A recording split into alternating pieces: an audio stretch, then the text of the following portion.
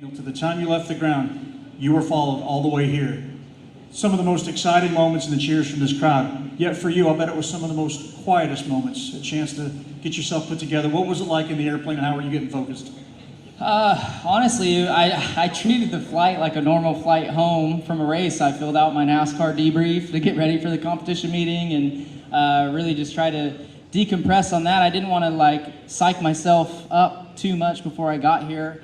I feel like the experience of doing the double probably helped from that, just trying to stay calm and not let the noise. I felt like it would be just chaotic when I got here, just like that was. So I think living through those experiences, you'll help me stay a little bit more focused this time around. I felt like the paparazzi when you came off the plane. You were kind of surprised to see a camera right there, but then once you left Pella and you were working your way back to the highway, how about all the cars that were sitting there? They knew you were coming. Yeah, I mean, I knew you guys would be there. I didn't know the fans would be lined up cool. At the end of the runway. That was honestly probably the coolest part about coming here and racing. I had no idea that fans were going to be waiting for me. There was probably 8 or 10 cars full of people, so that was pretty neat.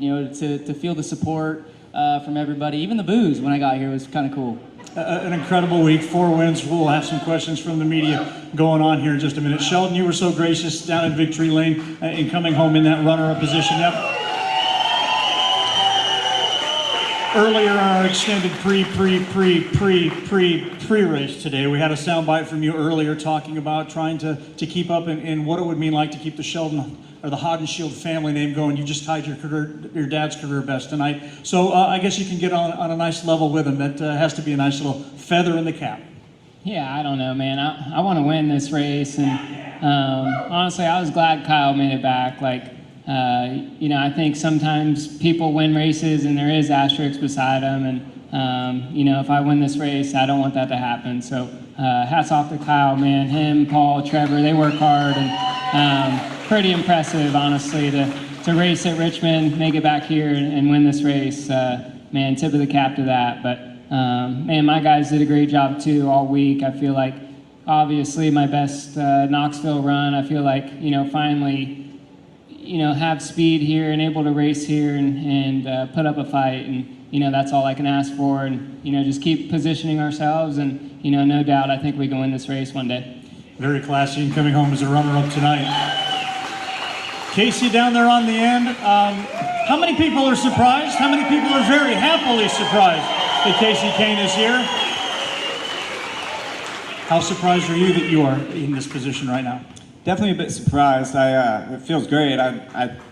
We came here the last 2 weeks trying to be prepared for the Nationals the best we could, and definitely we're making gains and felt pretty good about everything. And then, went quick time, and from there we, that's such a big part of your prelims. So, we just ended up with a great week to come home third to these two guys and be part of that. Congrats to Kyle and his whole team, and what he did today was pretty awesome. So and Sheldon battled with Sheldon's son throughout the race. So it was great. I loved it. I loved every bit of this week, like I always do. But to actually be driving and be in the top 5 of the Knoxville Nationals feels great. Congratulations to Casey. Microphone, is it downstairs? Let's see. If not, we'll get this one down there. Want to open this up to some of our media members? Nope, it's down there. Let's fire away. Yeah, Kyle, I guess you didn't get a chance, obviously, to say it on TV. How did you feel like your race today in Richmond? Do you feel like that carried over at all for you today to how you raced out here tonight? Actually, yeah, our race actually went. Our finish of the race went really good. We were struggling really bad in the first couple stages, and Cliff did a really good job of getting my car better at the right time, as well as kind of matching the strategy up to what we needed to gain a lot of track position, and somehow found our way to finish 6th, which is about 30 positions better than I've finished in the last 5 races. So yeah, that was good. I was happy to get a good result in and kind of show them that my mind wasn't wandering after he gave me the heads up.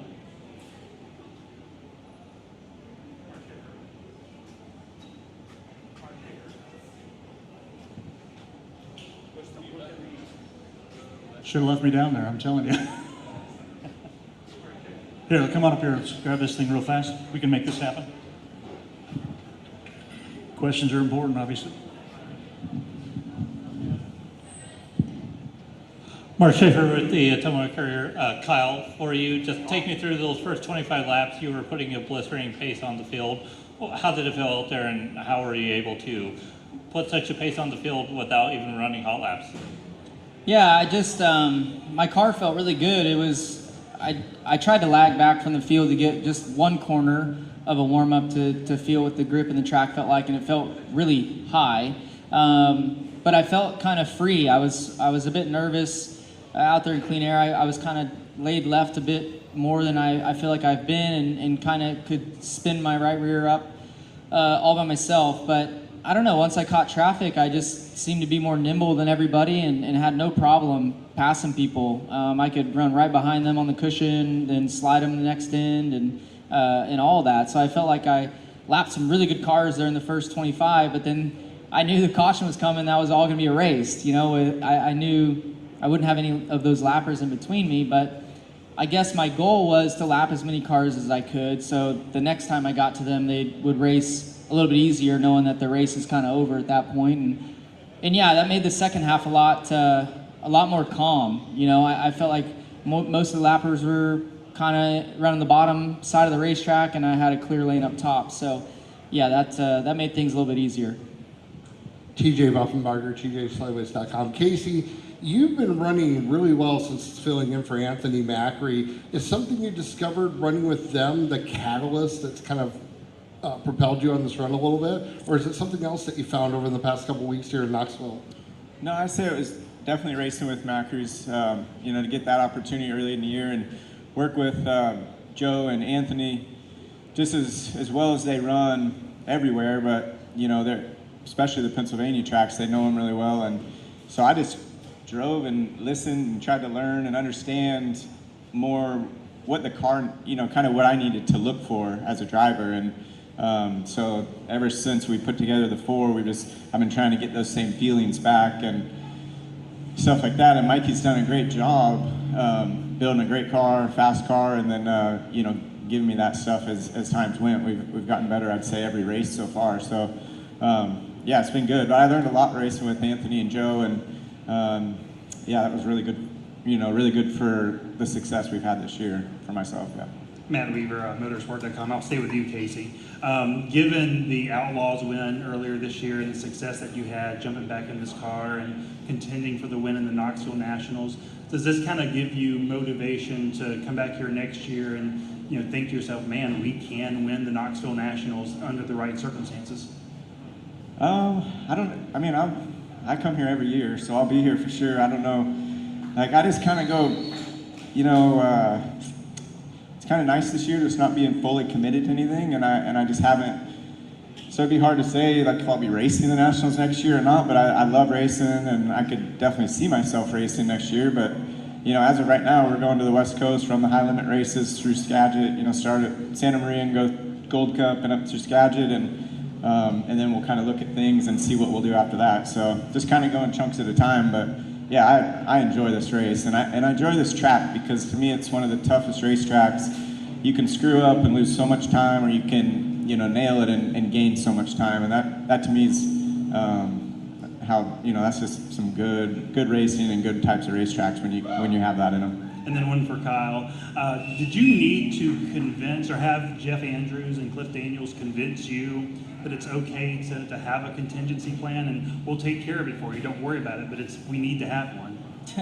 Yeah, honestly, so when I woke up this morning, the weather here looked really bad, and I was like, I won't need a contingency plan. I'll be able to come here tomorrow and race Sunday, and then the weather was getting better, or the forecast was getting better throughout the day, and by the time our team meeting at 4 p.m. it looked really good here, I thought. There was only a small chance it looked like at maybe 6 or 7 p.m., and it said light rain as well. So I was like, okay, they'll get it in no matter what, where I won't have time. But still, when I got to the trailer, Cliff's like, I'm talking to Jeff Andrews, we're trying to get you a helicopter and this and that for the racetrack. You might need to move your plane from this airport to that airport. I'm like, dude, relax. Like, I'm like, there's no chance of me racing. Like, the forecast is too good. So I was a bit like bummed at that point because I was really happy about the forecast when I woke up. But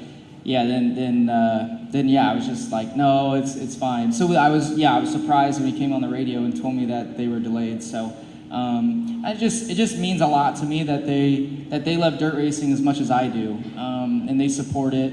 Everybody at Hendrick Motorsports to allow me to do this while they're paying me a lot of money to do that for a living and try to produce results for them and win championships is pretty amazing.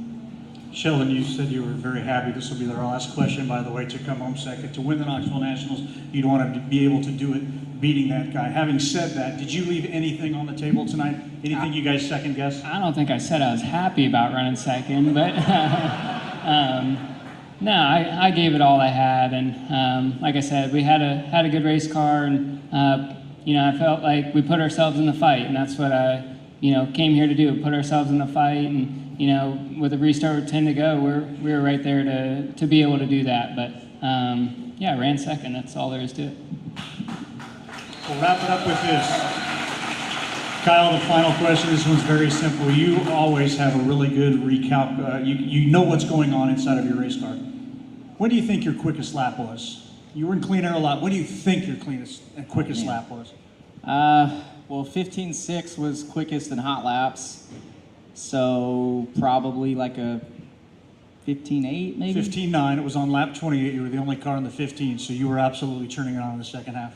And lap what? 28. Wow, okay. That's cool. Hey, I surprised him. How about that? Let's give them all a round of applause. Kyle Larson.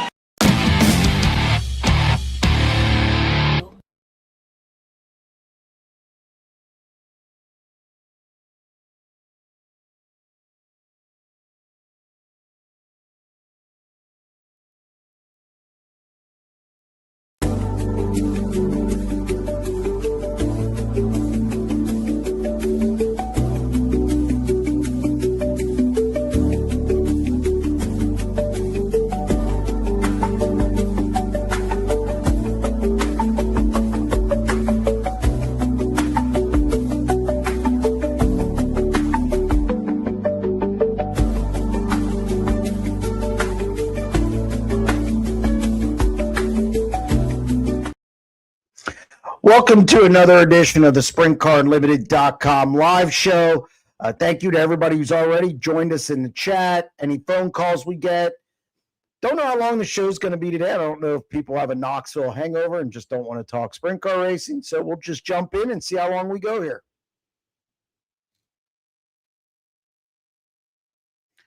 Any idea who is going to drive the CJB5 in the East after California? No, they did not indicate that. I think this is a way too to give them a little more time. Give them a little more time to kind of figure that out. I'm sure they've gotten some calls already about it. And, talking to Barry Jackson yesterday, this was kind of thrown together pretty quick and not really by choice. It's high limit schedule. You have to be out on the West Coast for Santa Maria, I believe Thursday. And it just puts them on a tight time constraint. So they don't have anybody in the East yet or for the rest of the year. I know they want to or when they do get somebody, they want to get them for the Tuscarora 50 at Port Royal and also get them for the rest of the year. They don't want to be taking the seat in and out every week and playing musical drivers. So Dom on the West Coast and then hopefully get somebody for Port Royal and the rest of the season, but they do not have anybody yet.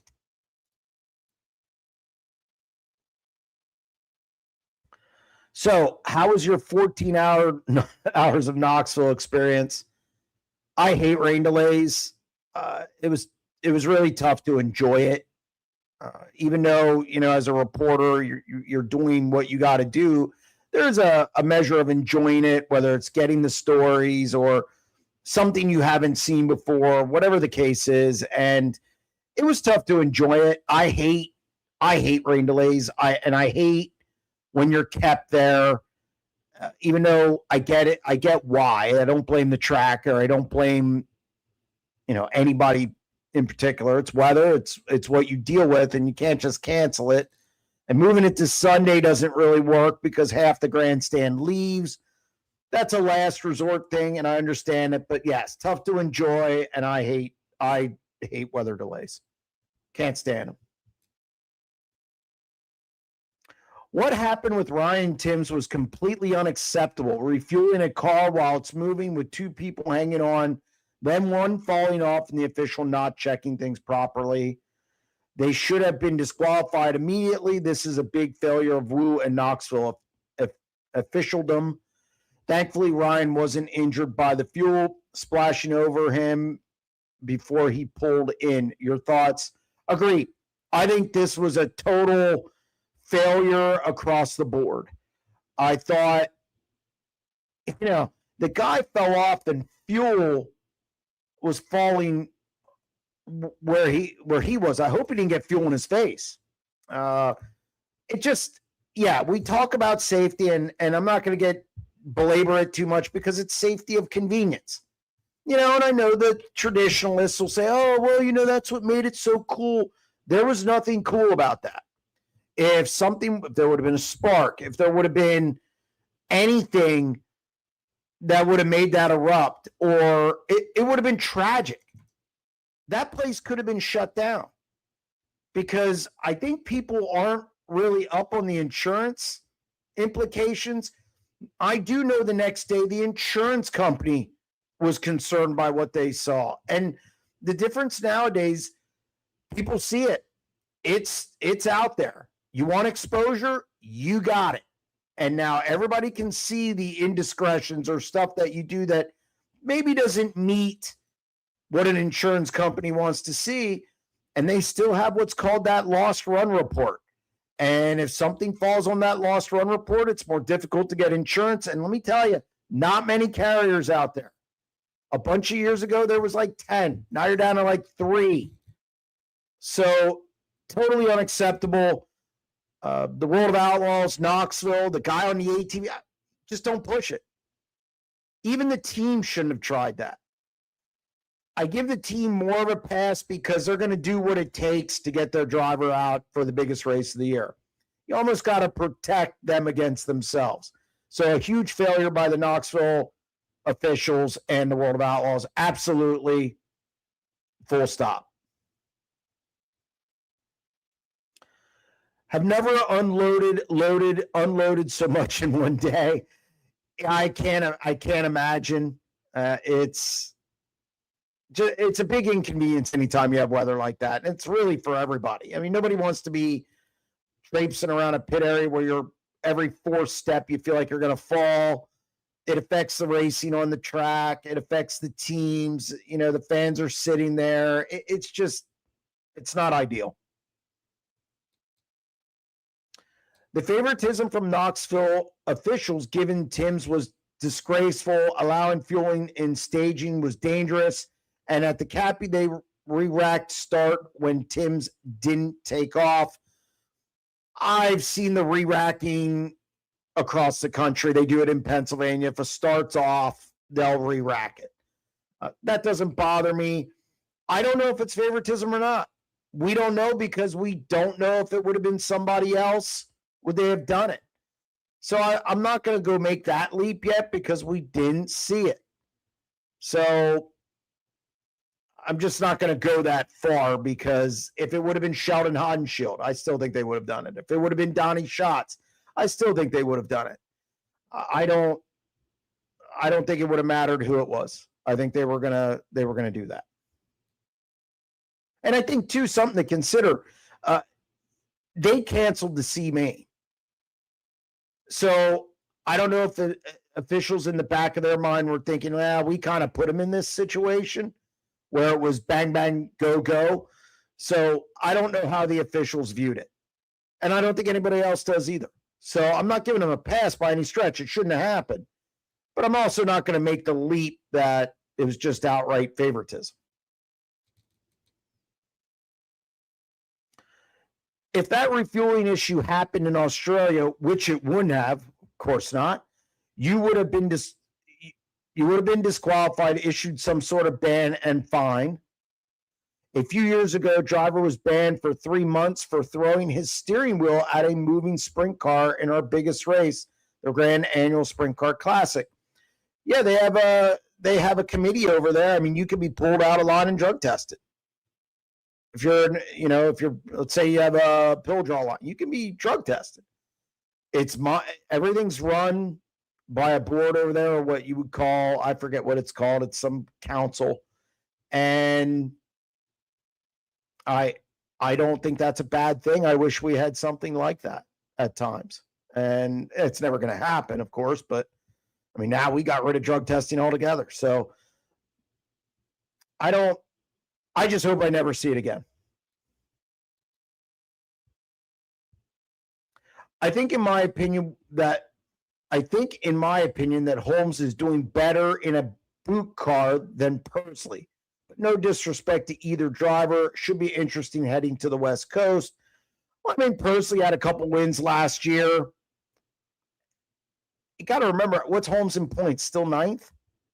So I've expected this groundswell of Holmes love today because he had a good Nationals. And I admit, he had a great Nationals for him. I mean, it was fantastic. 11th to 4th in the last chance showdown, past Aaron Reitzel to make it in to the A main, then goes 24th to 11th in the first half, and he ended up 11th. Didn't go anywhere in the second half, but I mean, when you have a break, everybody gets to work on it. It's not like everybody can be good after that. So I think Holmes had a really, really good Nationals. I think he deserves to be in the boot car, and I'm anxious to see what he does the rest of the season. Good outing for him. What a week for the Stamen Motorsports 23 team, and Chase Dietz surprised a lot of people this week. Surprised me. I thought he was a C main car getting in the B main and locking in through his qualifying night. He was really good. They timed 14th going out last, which I think that shows that you could do that. And I thought Dietz was spectacular. I think his year's made. No matter what happens the rest of the year, Chase Dietz had a great year. He has 18 wins, but making it into the Nationals A main. A lot of people questioned how well he would do outside of PA, me included, and he was really good.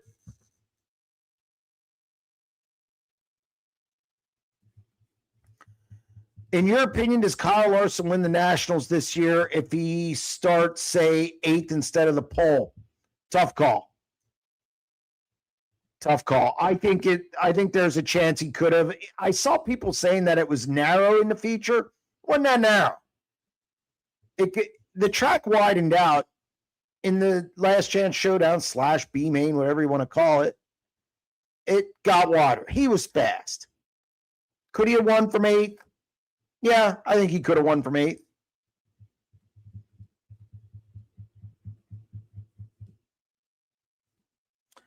It was a special moment in Nationals history watching Kyle's plane via flight tracker coming back to Knoxville and entering the backstretch gates to cheers from the crowd. Special moment. Yes and no. I thought it was overkill. I did. I'm sorry. The whole flight tracker thing and the police escort, and it just screams. And again, it's great that he showed up. No problem with that. And I just thought showing it we all knew he was going to make it. Once that rain delay occurred, you knew he was going to make it. I mean, if you know anything about how NASCAR races are run or flight time, it was a 2.5 hour flight. I just didn't like the continuous up. It made it seem like it was bigger than the event. Now, what he did, great performance. Obviously, a lot of laps on Saturday. I'm taking nothing away from him. I just thought it was a little overkill, the coverage of it. Sorry, that's just where I fall on it. Totally agree with Jeremy in reducing the Knoxville Nationals A main to 35 laps with no planned fuel stop. Yeah, I didn't have a big opinion on this. Didn't have a big opinion on it for years. And for some reason, I'm just standing there watching this and thought about it, on the way home on the flight. And it had no flow to it. And then I started thinking about the race, just the racing and at 25 laps, you can work on your car. If there's any problems, you can correct them. Tire management goes right out the window. Whereas years and years ago, you kind of had to manage that. And now you've taken that out. And I'm not really a big fan of that. So 35 laps, run it. If you have a fuel stop, fine. Then you have a fuel stop. If you don't, then it's great. You could go green the whole way. So I really like the idea of 35 laps now. I just think 50 laps has run its course. It's time to do something different. And here's the other thing. There's a lot of fans who want it less. And I think the other ones don't care. Like, I don't think if you go to 35 laps, the stands are going to be empty. I think just as many people are going to come to the race. You might pick up some more. And I also think your drivers would like it better. At least the drivers I talk to. So I think listening to your customers and just the 50 laps it's done. They did it. They did it for 15 years. Now it's for 30 years they did it, or for 50 years they did it another way. So just get rid of it. I also agree that it should have been 35, 40 laps. Yeah, I'm good with that.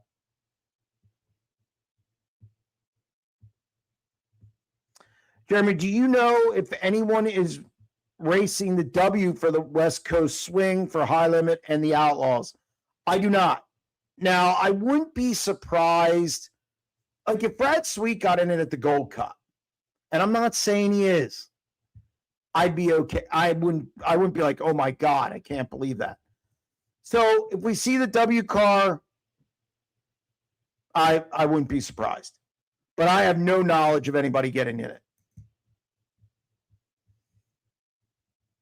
Jeremy, hope you enjoyed your time at the Knoxville Nationals. It's a race that's special in many race fans' heart. When was the first Knoxville Nationals you attended in person? It would be 1990. I went to the Kings Royal first, which I was there in 87. And then 90, I went to the Knoxville Nationals. It was enjoyable then. It looks a lot different then than it does now. It's definitely a lot different. The facility wasn't great in 1990. So they've made a lot of improvements, and they continue to make improvements. I was hearing if Kyle's not in the field, there will always be an asterisk for whoever wins it. So say all of Kyle Larson's national wins have an asterisk because Brian Clausen wasn't in the field. Well, I don't believe in all this asterisk stuff. If Kyle's not in the field, he's not in the field. He was in the field last year and didn't win. So if he can be there, he can be there. Look, Brian Clausen was a great race car driver, but he had 130 wing starts and had 4 wins. Never won with the World of Outlaws. Let's not make it out, and unfortunately, we will never know how good he could have been in a wing car. So I'm not going to make this leap that there'd be an asterisk next to Larson's wins either. The whole asterisk thing, who's there is who's there, and that's it. How did you and Eric do in the Nishaw pool? I think I was 141st. I didn't do every. It was funny because I was staying with Brent Smith and Colton Gauss, and I had like 3 choice. I had 3 groups that I was debating between a couple people. The one group was Logan Schuchart and Tyler Courtney. I picked wrong. Then there was Casey Kane and Chris Wyndham. I chose Wyndham. I chose wrong. So those two, and then you had the Garrett Williamson and I was 113th. All right, better than I thought. And then the other one was the Larson Garrett Williamson thing. And I talked to Larson at Oski, and he said if Thursday didn't look good at the time, and he said if Thursday rains out, he's not coming back Friday to run Thursday's program. So I thought, I'm not going to risk it. Again, wrong call. So every what you would call swing group where I thought about other people, I got it wrong. So not a good pull. What are you going to do? Congrats to Justin Woodall as he and Ryan Smith put on a great show at Clinton County. Best part was I got home in time to watch the whole Nationals. Well, I figured you would, considering it started at 10:30, 11:15. I heard that they got good car counts. I saw that, which doesn't surprise me really. Every time the big guns leave central Pennsylvania, you usually see guys come out of the woodwork. And that's what happened for these two shows. And apparently it was a good race at Clinton County. I have not watched the highlights yet, just because I haven't. And I'm glad it was a good race. Hopefully the track made some money. I also agree that it should have been 35. We already played that one. Braden is only saying that because he busted a rod on lap 40. That's probably true. There's a big hole in the block of that engine. So I can understand why he would say that. But Braden, too, I think he understands that again, 50 laps. It's run its course. It's just go back to the standard 35, 40 laps. I said 35 just where you're going. There's more of a possibility that you would avoid a fuel stop. That's why I said 35. The last minute change in the Hard Knocks format became too confusing for this little fan from Australia. Couldn't follow it. How could Donnie win Hard Knocks but start 11th in the C main? Because they took a bunch of drivers who were going to run Hard Knocks and move them up into the C main. It's basically they went with the old format where Friday wasn't everybody who's not in the top 26 in points. So it moved it to the top 40. Was the old format. So that's why Donnie was too low in points. So when he 11th was what you were racing for to win and some more money. They credit Knoxville for sticking more money into that event on Saturday afternoon or morning, afternoon. They at least gave him more money. I know it's not what people wanted. It's not ideal, but what are you going to do when there's weather? So,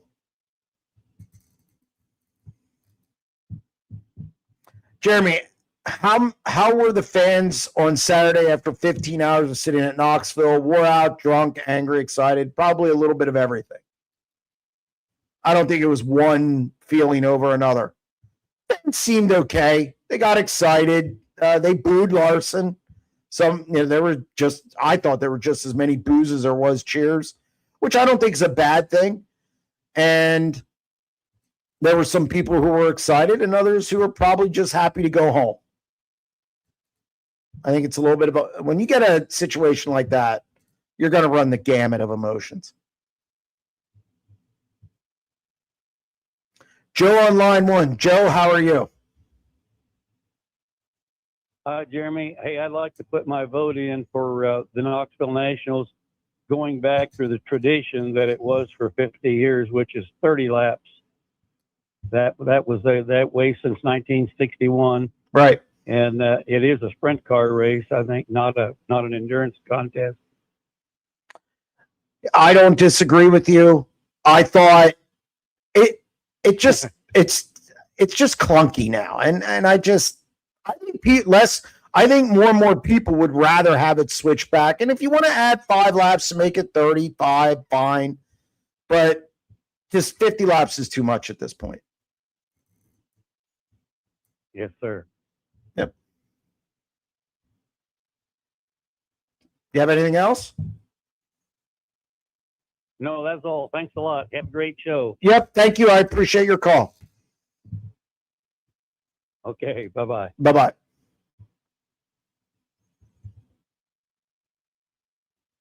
Jeremy, if you were a sprint car owner, oh boy, would you be happy with a driver who drove the car hard to win a race, or a driver that takes it easy on the car and finishes mid-pack race to race? I'd like a driver who's situational. If he has a chance to win, I want him to do everything they can to win. I want a driver who can assess risk. Greg Hodnett was great at that, assessing risk. He knew if he had a third place car, fourth place car, and he knew the difference between, as far as pay from spot to spot, what it would take to get that next spot if it was worth it. He could assess that risk. So I would want a driver like that. So you want a combination of both. You want somebody who's going to go after wins. That's what you're in the sport to do, to win. But if you don't have a winning car, which that happens, and you're a third place car, then don't junk it trying to get to second doing something stupid. Take the third. Now, mid-pack's a different animal, but you get as much as you can without doing something dumb to cost your owner a lot of money. But if you have a chance to win, you go after wins. Any news out of the Macri camp? Any sort of timeline, or will they fill the seat? I think it's up in the air now.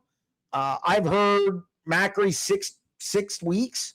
I think he could be back by the National Open if he would choose to, or as long as everything heals well. I checked with somebody I know who's a physician, and could become a pain management thing with belts and whatnot, but he could be back for the National Open. I have no idea if they're going to put somebody in the car over the next month. That has not been released yet. I'm sure they're weighing all their options, but no, it's been pretty silent out of that camp. But I wouldn't be surprised if I see Macri back, say, for the National Open, especially at a track like Williams Grove that he likes and he's really good at. I wish Johnny would allow another person to commentate with him more at the track, at other tracks. The banter with Tony and Blake was enjoyable to listen to. Johnny has said that he likes a two-man booth. We did a deep dive with Johnny Gibson, and he indicated that he does like that. So I don't think he's opposed to it. I think sometimes the other announcer maybe doesn't want to do it for whatever reason. Doesn't like the two-man idea, once a week off, whatever the case is. But Johnny's not opposed to a two-man booth.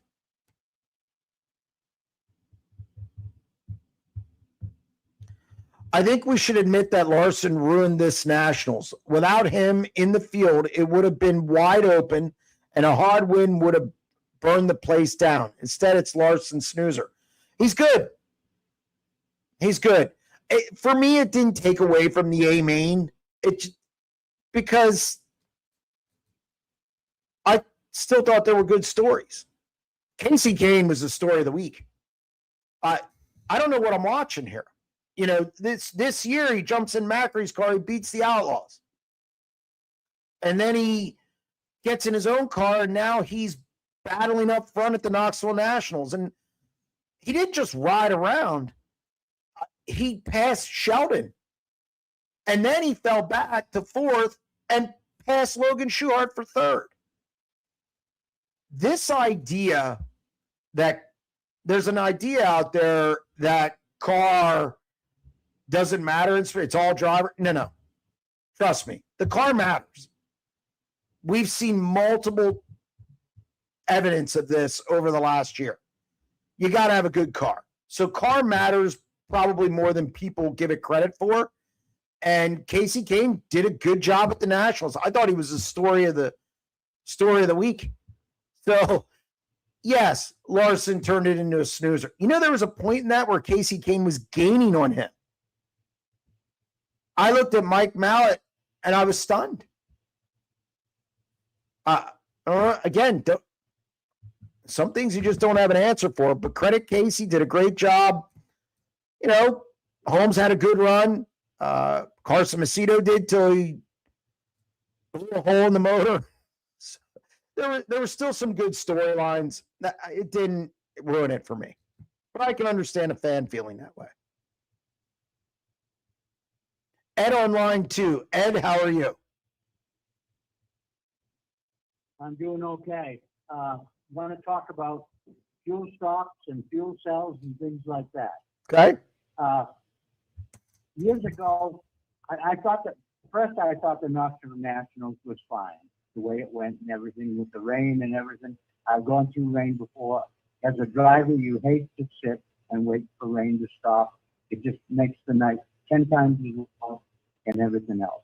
But as far as fuel cells and the length of the Nationals, I think 40 would be 20, 35 would be perfect. But it's just the way that Knoxville does it. And they want long races, I guess. But when I raced back in the 50s and 60s and 70s and 80s and 90s, we didn't have all these computers and everything, but we knew with our sprint cars how many laps we could get on that engine. And every car I ever raced. So we put the amount of fuel in that we hope we'd win with, or hope we'd finish. But still, I don't know. They still just keep playing with this, and it's very boring to have a stop in the middle of the race. What do you think about that? Limited in the races to 35 or 40 at the most, and telling them to put the amount of fuel in. Because, like the Thursday Night Thunder, I ran out of fuel because there was too many yellows. They just kept on going. The only reason they stopped is a couple of them stopped in the middle of the track. I did a 90 at 9 on this morning. I don't like the stop anymore. Again, didn't have a strong opinion of it early on in this process, or really for the last how many years. And then it just kind of hit me, which happens. Maybe I wasn't focused on other stuff. But so I don't like the stop anymore. I mean, it's not like it's F1. It's not like Formula One where they have all these computers and they're doing all this data. I think the problem too is, I don't know, depending on how lean you run the motor and all this other stuff, I think it determines the fuel end of it. And you have 28-gallon tanks, 30-gallon tanks, and 33-gallon tanks. I know Larson, I think, puts a 33 on. I think Gravel pretty much puts a 33 on. And so, again, I'm not a big fan of the fuel stop anymore. Just run 35 laps. Do your, where you're conserving your tires. If you want to go like crazy at the beginning of the race, fine, but you might back it up late. There's a strategy to that. Look, and to take it a step further, I'm over the Hoosier tire deal. Okay, I'm so sick of going to the races, which is every week, and hearing about tires. And this sport does what it can to limit itself as much as possible. And I don't think they listen to their customers. Here you are talking about the same thing. You don't like the 50 laps, and you are a paying customer. Drivers and teams, they pay to get into the pit area. They are paying customers. So I do think sprint car racing has a problem listening to the paying customer, whether it's the guys in the pit area or the people in the stands. It continuously does, the sport continuously does stuff to shoot itself in the foot. And I don't know why. It makes no sense. Now, you're never going to do everything right. I get that. And you can't let the inmates run the asylum, so to speak. You can't do everything the drivers want. But there are certain things to make the sport better. And this is one where I think, I don't want to say it's obvious, but it's been talked about enough that you got to give some credence to it and maybe at least look at making a change back to 30 or 35 laps. Or maybe the fuel cell thing, that's tough. You can't ask teams to spend more money. Safety, team has to spend more money. Now the fuel cell thing, have to spend more money. It's eventually you're going to price the teams out. Now, the big teams, no. But are you going to price out smaller teams? Yes, and then you're not going to have weekly programs and you're going to have 15-car fields. So I think for every action there's a reaction, or there's an opposite reaction, I should say. So, but in this case, when it comes to the number of laps for the Knoxville Nationals, I just feel 50 is too much at this point. Yes, it is. It's too much, and I think they should outlaw the small tanks. Why? And make them go at least to 30 to 32. Hey, if you pick, I don't want them outlawed. Because again, if you pick a 28, it's on you. Well, that's true. That's true too. That's right. If you put 5 gallons in it, it's on you. That's right. And another thing is, I think high limit has speeded sprint car racing up so much with their format. They've what? The World of Outlaws used to be terribly long, Mm-hmm. and now they've even shortened their races up. And I think high limit's doing a good job, and I think we'll see some more cars in high limit next year from other places. I want to thank you very much for taking my call, and keep up the good work, Jeremy. I watch all your shows. Well, thank you very much, Ed. I appreciate Have it. a good night. Yep, you do the same. I'm all done. Yeah. Yep. Bye now. Yeah. Bye-bye.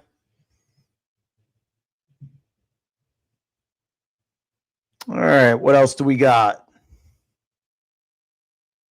Scott on line 3. Scott, how are you? Hey, Jeremy, how are you this evening, my friend? Not too bad. Not too bad. Glad to hear it. Hey, I had a couple of ideas for the 5 ride or the 39M ride for short term. And you'll laugh because he's a proud member of the Pennsylvania Posse. But McGee Motorsports borrowed him for the past couple of years because he's a South Dakotan. But we take him, Justin Henderson, to either one would be a quality fill. I don't know. What do you think of that? I think Justin Henderson in the 39M makes a lot of sense.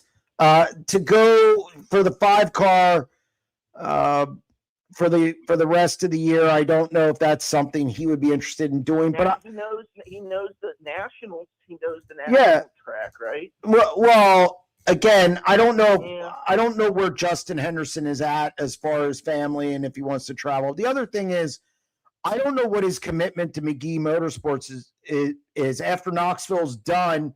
Is he going to come east and run with them? Which very possible. They're an Ohio-based team, so I don't know. But I like Henderson. Don't get me wrong. If I was looking for a guy and he wasn't running the McGee car, absolutely, I'd give him a call. He's a pro. Well, he's a nice guy. He's not going to cause turmoil. He can run the PA tracks. Yeah, he checks the boxes. He'll roll it in the end of the night most of the time. You know, he'll the car. You know, the car. He doesn't wreck stuff either. Right. The other thing I was going to say is,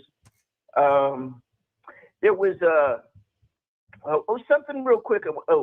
What did you think about the breakdown of different classes of cars? Like, I wrote down some numbers. You had 8 of the World of Outlaws make the A7 high limit, and the rest were kind of indies or ringers. And let me say with that, I included the 57 with the high limit guys. Maybe I shouldn't, but I did. But what did you think of them? I mean, the Knoxville regulars had a good night, kind of. I mean, and boy, the Pennsylvania guys impressed all the way through. And I include the high limit guys and the guys that are out of Pennsy in that, just because it's the Nationals. you know what I mean? I still think is the 1S and the 19 is homeboys sometimes. And the 69K. You know, I do. You know, once posse, always posse in my mind. Just because they make the big time doesn't mean that they didn't grow up in the state. So, Well, anyways, that's the things I had all right. for you, and I'm going to get off. And I appreciate your time. Hey, next time that Chad walks by you in the pits, make sure you give him a flipper. We saw you on TV Saturday night during the rain delay. And who was it, Chase or Connor Wade walked by you? He was doing a pit walk. Make sure you elbow him next time. He called you out on TV. It was good to see you.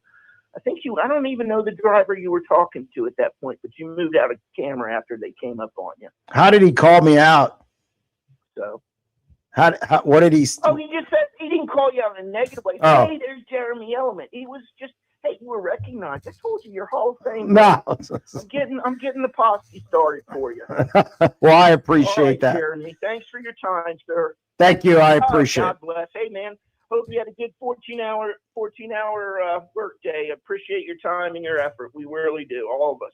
Well, God bless you, sir. Thank you very much. I appreciate it. As for the national split, so to speak, between Outlaws, High Limit, I've said many times it's something. Look, there's nights that Outlaw drivers are going to do well. There's going to be nights that High Limit guys do well. Either faction can win. We've seen Chase Dietz win here. Anthony Macri can beat anybody. We've seen the 69K win races on the road and back in Pennsylvania. You know, you have a lot of good teams, and the whole Outlaw High Limit thing in regard to which one's better, I don't get too involved in, because I've seen it split too many times and both factions can win while the other one's there. So I just think it's, at this point, it's time to move on from it, I guess, for me. Oh, the Sugar Bear on line 4. This is a monumental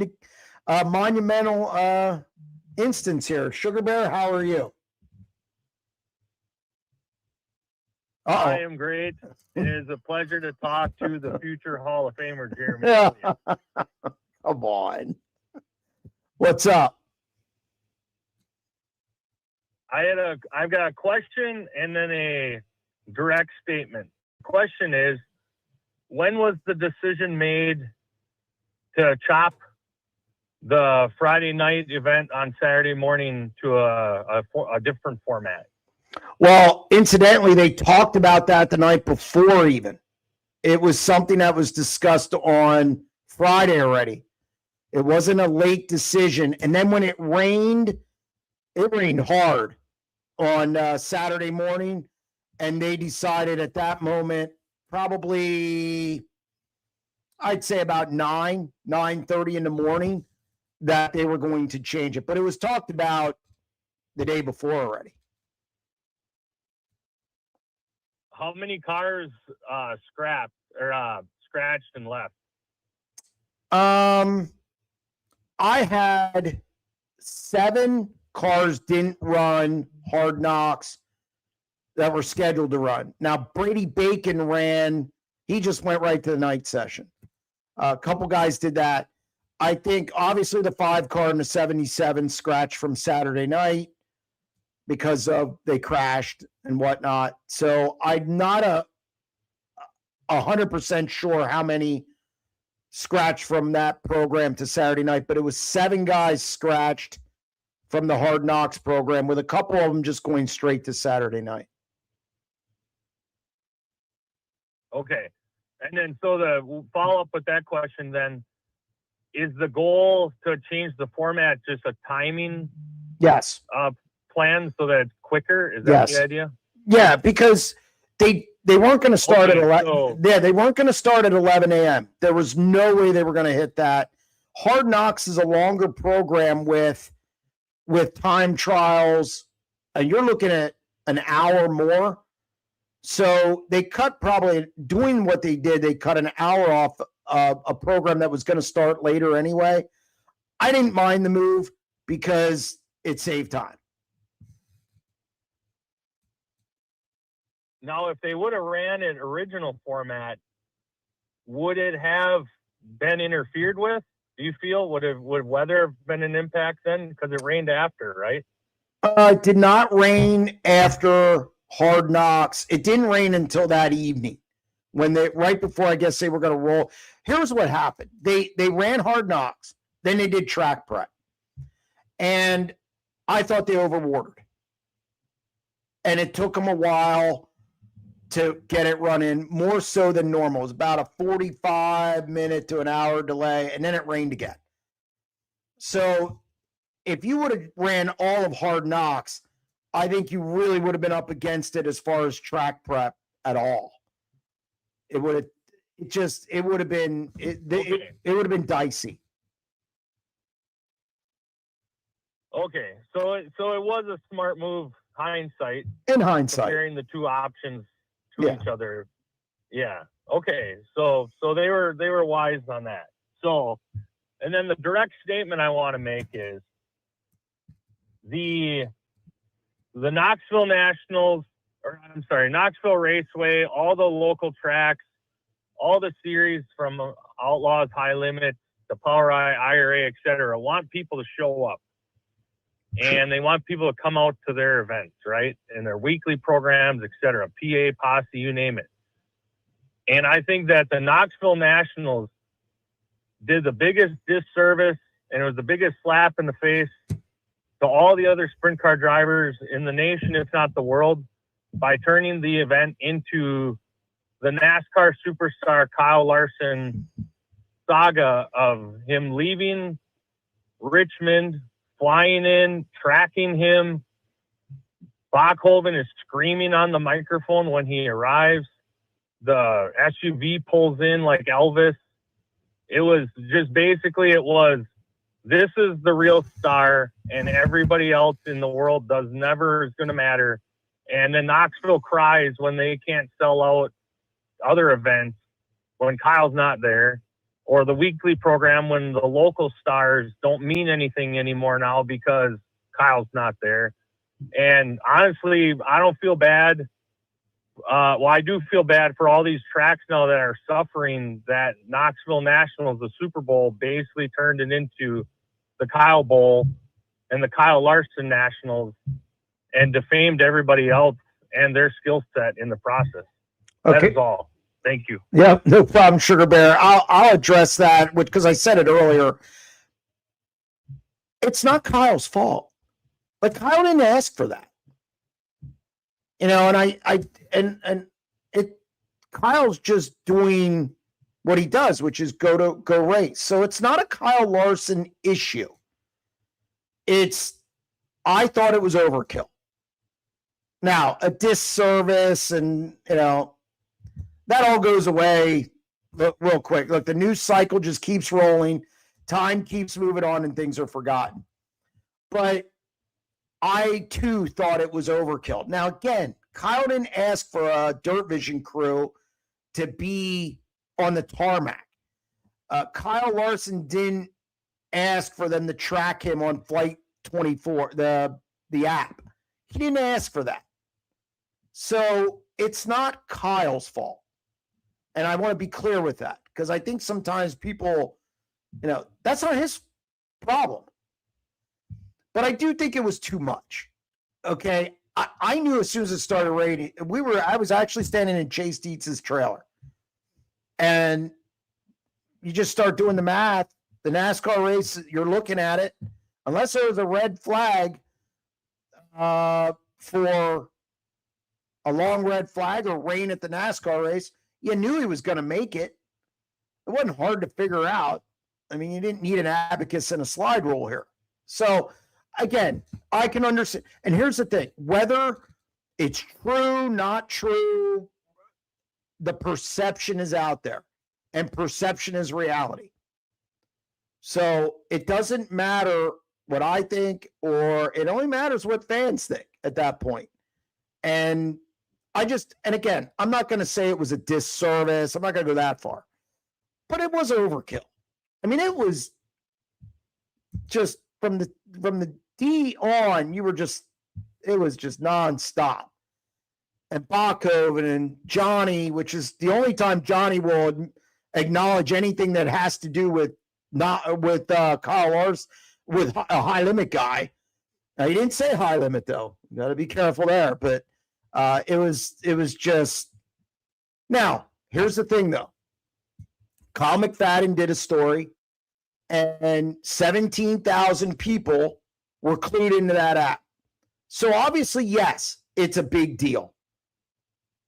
The numbers don't lie. Now, what does that mean? I don't know. But 17,000 people clued into that app to track him. It was the largest tracking of a plane that night in the world. So, yes, big deal. Did I think it was a little overkill at the event? Yes. Two things can be true at once. And in this case, that's what I think it is here. I love the WWE side of Larson showing up. I'm a shitty fan, and I was entertained. Saturday night is usually boring. This added some spice. I was entertained. And you're going to have that side too, and there's nothing wrong with that. I have no problem with that. I guess I just thought it was a little bit overkill. Because I was like, yes, we get it. He's on his way. I understand. So, Mike on line 5. Mike, what do you got?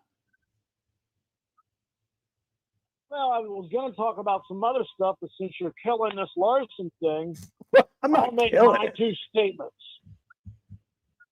Yep, I'll make my two statements. Number one, you guys are talking about complaining about what you watched on Dirt Vision. Well, then that's on you. Quit watching it.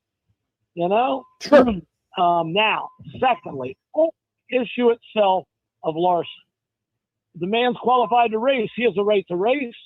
The man's going to bring fans to the racetrack. He has the right to bring fans to the racetrack, and that's a beautiful thing with sprint cars. Yeah. So that's all good. And if there's any favoritism ever, if they would hold the race up, if they would give him something special, then BS. But the way I see it, nothing happened. The man was crap lucky and crap rich, and yeah, he did it again. Yeah, and I'm not a fan of his, but whatever. Well, Mike, and You know? it wasn't just Dirt Vision. I mean, they put it on the Jumbotron.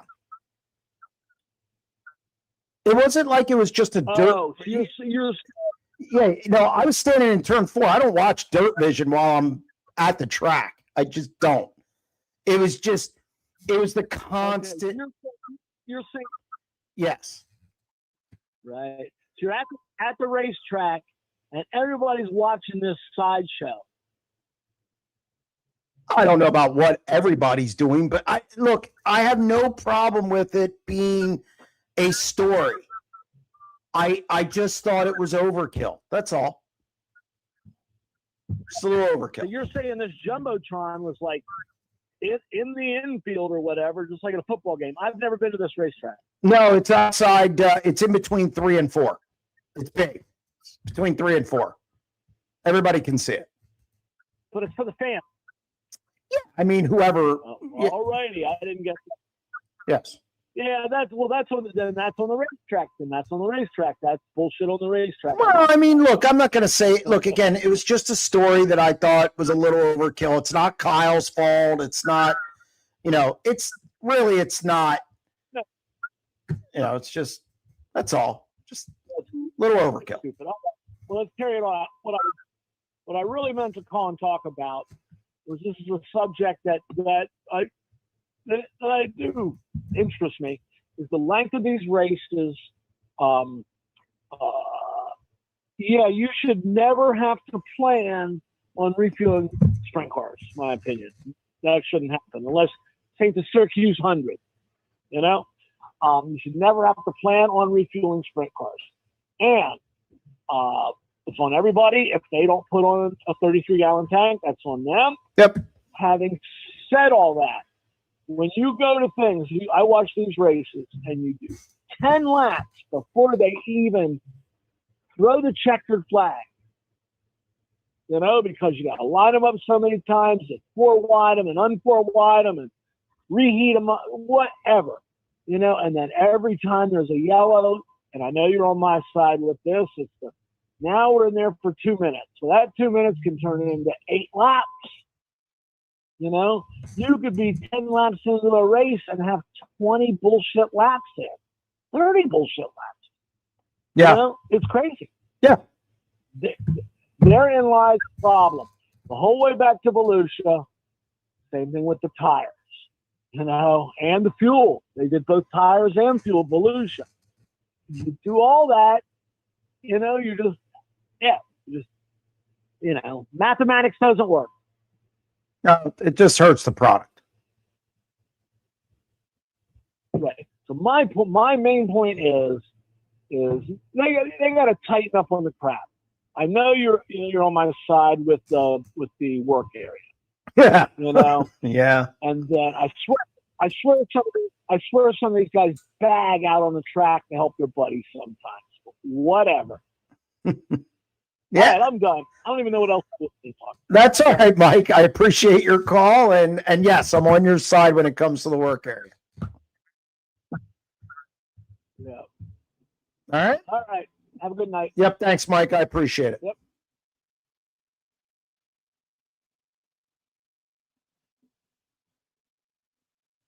All right. What else do we got? Sealands Grove on Friday was a good show. 33 cars. Car lacked 358s, but it was good for the best of the rest. Yeah, no, Sealands Grove, I heard, had a good car count. Well, I saw they had a good car count, and I heard it was a decent race. Good for them. That's good. I think engines are a bigger issue in sprint car racing than the casual fan realizes. With rising costs, struggling engine builders, and exclusive team deals, what do you think of the engine landscape? I think we're going to have a problem at some point because of the exclusive deals. I think that's going to be a major problem because a place like Ryder or Ott can't service everyone. So I think the more exclusive deals you have, I think it's going to limit people, and they're going to be looking to get engines. And where are you going to get them when there's a 1.5 to 2 year wait because Ryder can't supply a growing market? They're going to have to hire 2-3 more people. Same with Ott. HP was just purchased. Morrison, you can't. They're hard. Your David Gravel and KCP Racing are on exclusive deals with them. So I don't know.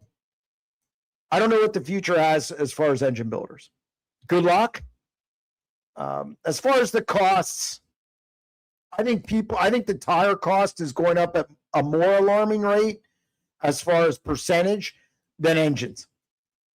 So I don't hear people complaining about engines much. I hear them complain about tires all the time. So I think tires is a bigger issue there. But yeah, I think it's going to be a problem getting motors or engines at some point. So we'll see how that develops. Pete on line 6. Pete, how are you? It's hot where I'm at, Jeremy. It's really, really hot. Well, my apartment's a nice, cool 70 degrees. So I'm good. It was 111 when I got home from Oh, work. I think no. it's down to 104 now. No. I don't have the dream down here, buddy. I don't have time for that nonsense. Hey, me neither, but this is the situation I'm in. So I was just gonna recap a couple things with you. I think the Tim's thing, which has been talked about endlessly, I think it was ridiculous. I think that's unacceptable. Yep. I too missed all 3 of my bets. Wednesday, Thursday, and Saturday, and I missed every one of them by 1 finishing position. And I think the Hard Knocks thing, I know they were doing what they could to get the race in or whatever. I think if you show up to race the format, you've got to race that format. And as far as the rest of the format, everyone says, well, you know what it was when you unloaded, but they didn't know that was going to be the Hard Knocks format when they unloaded. And I don't think that's fair. I understand that. I understand why. And fans who paid $57 to see Hard Knocks didn't get Hard Knocks. So I understand both sides to that. However, I think it would have been worse to go to Sunday. If they run the Hard Knocks program, and for whatever reason they didn't know what would, and the weather forecast changed by the hour out there. It was a very unique situation, and I think they were worried about getting Saturday in Saturday night. Coming back Sunday is the last resort. Last resort. It's the worst scenario because half the crowd leaves. And nobody wants to run the Knoxville Nationals with a third or half the people in the grandstand. And I think that would have been a bigger disservice. So, yes, I understand both sides of that. I'm not, again, that's one of those issues that I'm not really taking a strong stance on because I understand both sides. But I do know moving to Sunday is something they always try and avoid. And if that's what they felt they needed to do to avoid that, so be it. I'm good with it. Yeah, I agree with you on that part. I do think it was a little unfair, if you will, that, I don't know. I felt that it was a little bit unfair to change the format in the middle. Again, I'm not running Knoxville Racetrack. I'm not running World Outlaws. Right. For good reason, I assume. So that's what they felt like they needed to do, by all means. And I do think that you are correct about the crowd on Sunday. I think it would not have been great. So they did what they could. They got the race in. Good for them. Yeah, look, I'm not gonna lie. When I walked out of Knoxville Raceway Saturday night, I couldn't wait to get on my plane. And I don't mean this. I mean my plane at the airport. I don't mean my plane, but I was very, very happy that it was over and that we didn't have to go to Sunday. I bet so. And then just really quick, I tend to agree with you on the Larson thing. A little overblown. It was cool.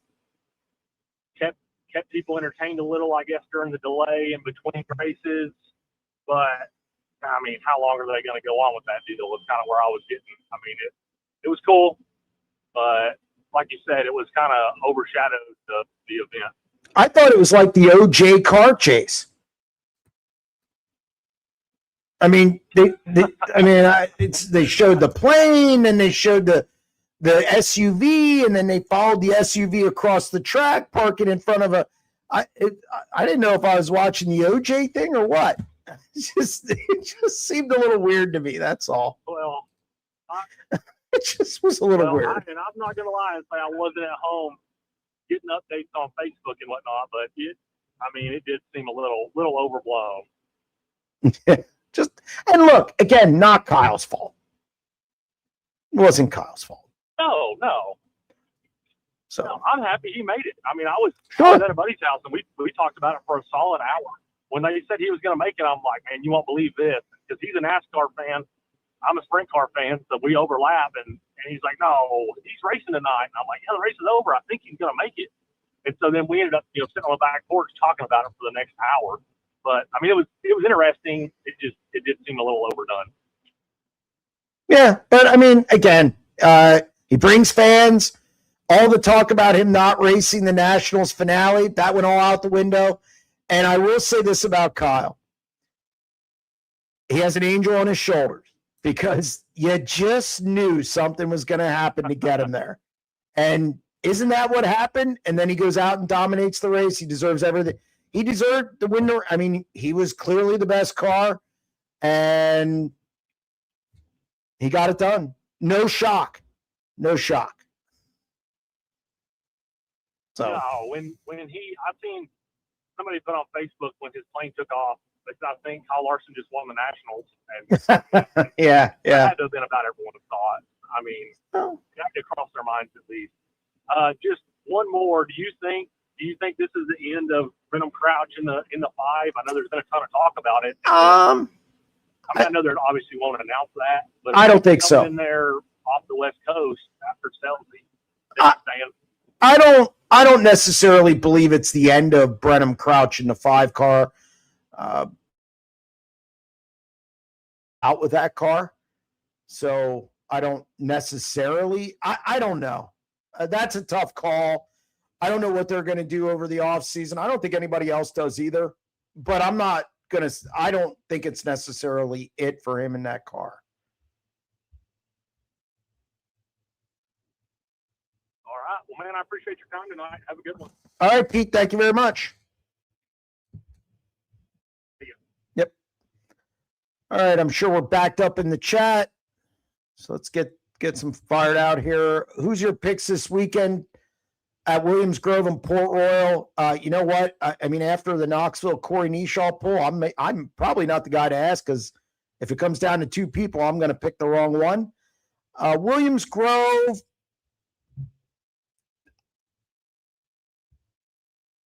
Chase Dietz is going to win one of them. That team's really good, and after the Knoxville Nationals, after their performance out there, I can't imagine coming back here and him not winning. I don't know I'm going to say he wins Port. He's going to win Port. And the way he's running, he could win both of them. Troy Wagaman didn't look good at Clinton County. Oof. Really bad. Didn't make the A main.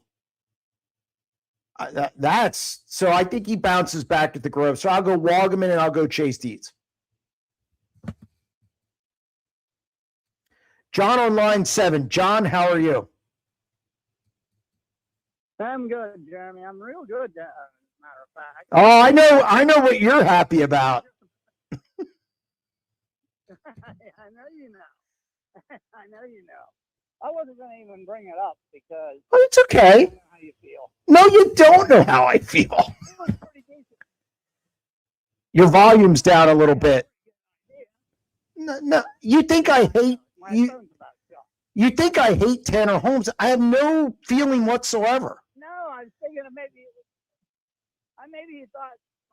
maybe you got indigestion or something after you said about what you said about him.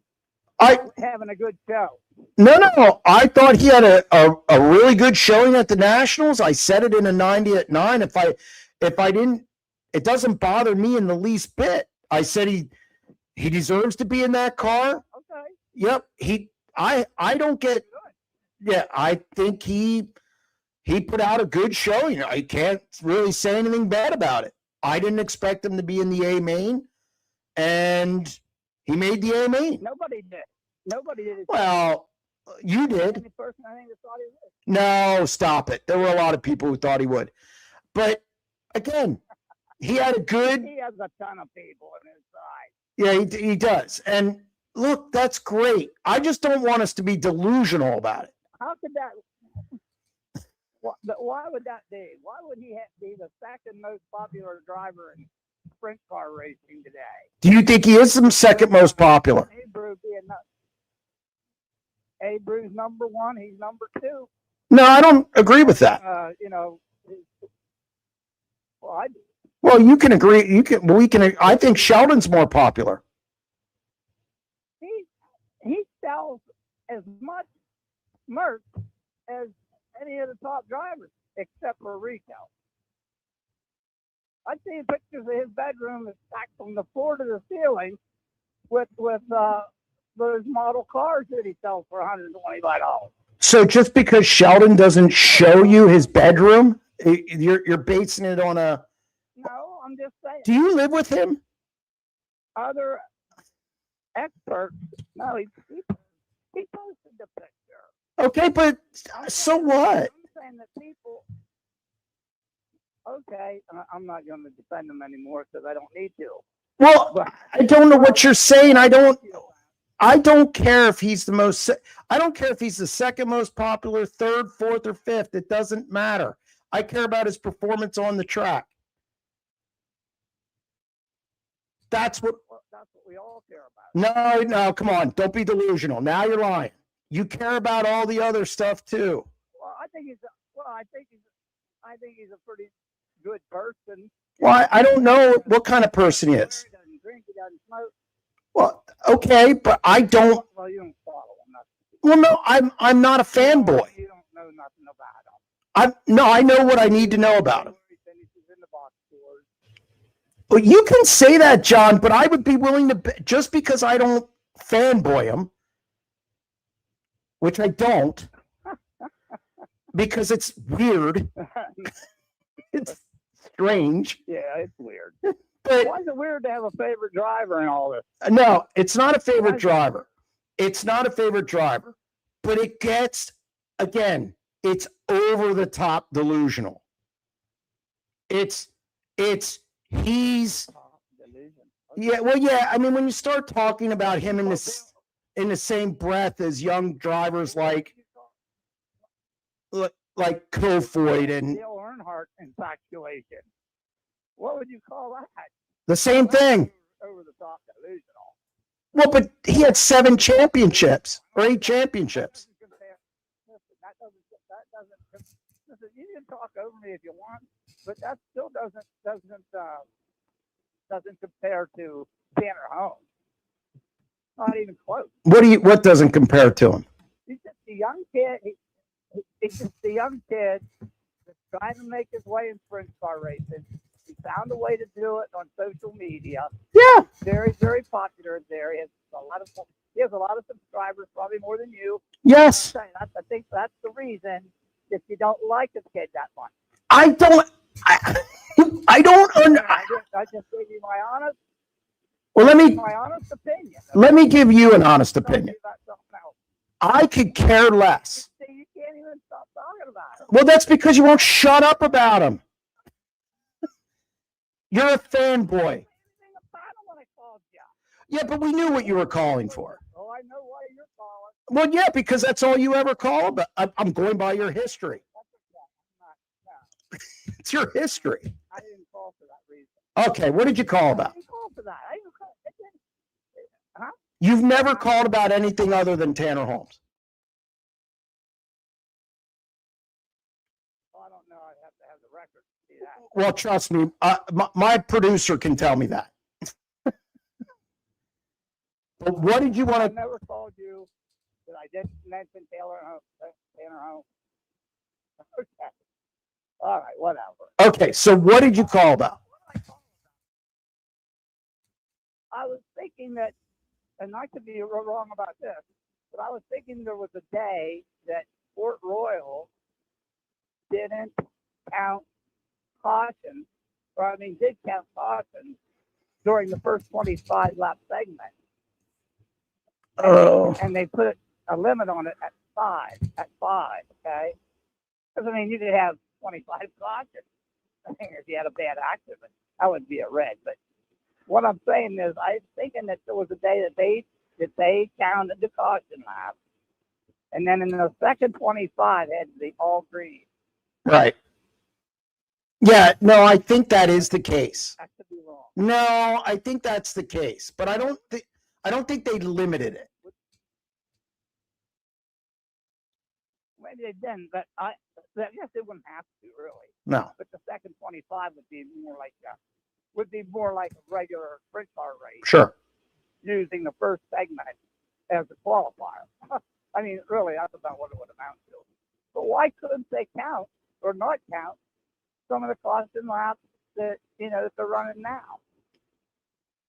You mean at the? Count them so that the race don't go 70 laps or 80 or whatever. Are you speaking about the Nationals? Well, any of these big races where they have extended laps, like Knoxville and like Tuscaloosa 50, they have a halfway stop. But any of them that they're in doubt about. And then I would just say, look, put the fuel in it you think you need, because we're not having fuel stops at all. There'll be no fuel stops. But you wouldn't need to have. I think fans would lose their minds if they counted cautions. Well, you'd be going in the second 25, it'd be almost like a regular 25 lap speed. Yeah, no, I get that. But I think what makes people mad is the fact that they hate fuel stops to begin with, even if they're not scheduled. But I think they they just do. So I think the whole 50 laps, you're guaranteeing it, and I think they don't like that. So just at this point, just make it 35 or 40, whatever you want to say, and then just go and run a regular race. Why don't they want to do that? I can't answer that. I mean, what? There's no pressure. There's no pressure on them if they do that, right? No, I don't know why they don't do it. I don't know why they. Well, you have a pretty good report. Well, you have a talking relationship with these track operators. Have you ever talked to them about that? I mean, what can we do about this fuel stop business? Because I get a lot of calls from my listeners about it. I mean, you could convey that to them, right? They know it. That's why Pennsylvania. One of the things Pennsylvania did last year is they lowered the lap count so guys wouldn't run out of fuel. They make small tweaks. Look, they are aware of it. I just don't know if they care. So I've talked to guys at Knoxville. I've talked about it. That's all. That's all. I don't think they care. I don't know if they care. Yeah, right. So that's not acceptable. All right. Hey, listen, Jeremy. I don't like arguing with you. I'm not arguing. I know that you respect him just as much as any other driver. I know that. Yeah, I mean, it's just funny to me. He'll become one of them top. He'll eventually reach one of them top tier drivers spot, I believe. But that's just what I think. Well, we'll see. Well, time will tell. He definitely.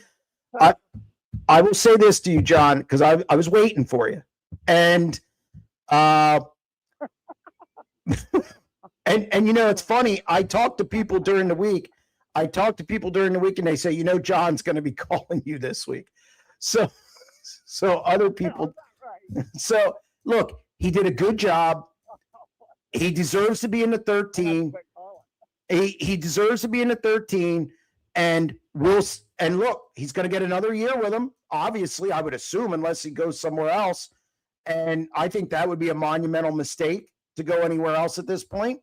So he won't. I don't think he wouldn't do. Well, I mean, you never know. He had offers already when he had a ride. He wouldn't take it because he didn't want to walk out on that. And he was driving for. And that's good. Yes, that is good. So I wish he would have got that Carlton ride. If he would have gotten that Carlton ride on a full year basis, I think he would be maybe farther on than he is even now. Hard to say. That car really runs. That Carlton car runs. And I think it has something to do with the kid that works on it, standard race. Well, Drew Warner's a good crew chief, but I also think it has something to do with the fact that James McFadden's a good driver. Well, he is a good driver, and put him in a super good car, and you can see, he's always up front, always up front. Yep. So we'll see. Okay, well, I'm anxious to see what happens in California. There you go. Are you going to California? No. I'm not. No. I won't travel now until probably October. Okay, I thought maybe you might go to Skagit. No. You mentioned that one time. You'd like to go to Skagit. All right. Well, hey, have a good trip wherever you're headed the next few weeks. All right, John. Thank you very much. All right. Thanks, John. I appreciate it. Yep. Bye-bye. All right. Eric is telling me we're going to stick with the chat only tonight. I guess volume of chat questions, and also I don't know if it's something with our system or the callers. The volume's low. So we're just going to go with the chat. So go ahead. Let's zoom through these. Good to see Clinton County get a solid car count, great crowd, and good race for Saturday. Phil Walter Classic this past Saturday. Clinton County, I think, needed a good car count after the last time there with the series. Heard it was a good race. Good for them. Larson should stop doing your interviews since you. Why am I a hater? I didn't say anything bad about Kyle. It's not Kyle. I think Kyle's done a lot for sprint car racing. I have no problem with Kyle Larson whatsoever. I just thought some of it was a bit much, and I think if you asked him, he'd go, "Yeah, maybe that was a little weird." But there were incidents with push trucks running over cars this year. Do we need a person to be run over by a 4x4? Just stupid in so many ways. I'm assuming you mean by the Tim's thing. I would have to agree with you. But again, sprint car racing is reactive instead of proactive, and it's going to take somebody getting injured seriously before something and something will happen that's really bad, and then we might learn a lesson from it. Tim showed some veteran decision making there for a young kid. Those cars commonly throw flames and the headers, and then they shut off. Yeah, no, I thought he did a good job with that, just pulling off, knowing what's best overall. Agreed. I like the Maury Williams at Tulare where they invert the field after 20 laps at the break for the last 20 laps. I guess, again, it's gimmicky, but yeah, I mean, it's fine. Mandatory drug testing for push truck drivers. Knew that one was coming. Jeremy, what exactly has Kyle done for sprint car race? I think he puts butts in the seats. I think Kyle's instrumental in bringing more money into the sport as far as high limit. Look how many national teams there are now. He's part of the, I guess what you would call management team at high limit. And let's face it, do you think the World of Outlaws are going to raise what they pay their drivers, if not for high limit? Let me answer that for you. No, they're not. So again, I think he's helped, along with high limit, across the board, more national teams, better pay for national teams. I also think he puts butts in the seats. I can tell you in Pennsylvania, when he shows up, the crowd's bigger. It's a fact. So I think Kyle Larson has done a lot for sprint car racing.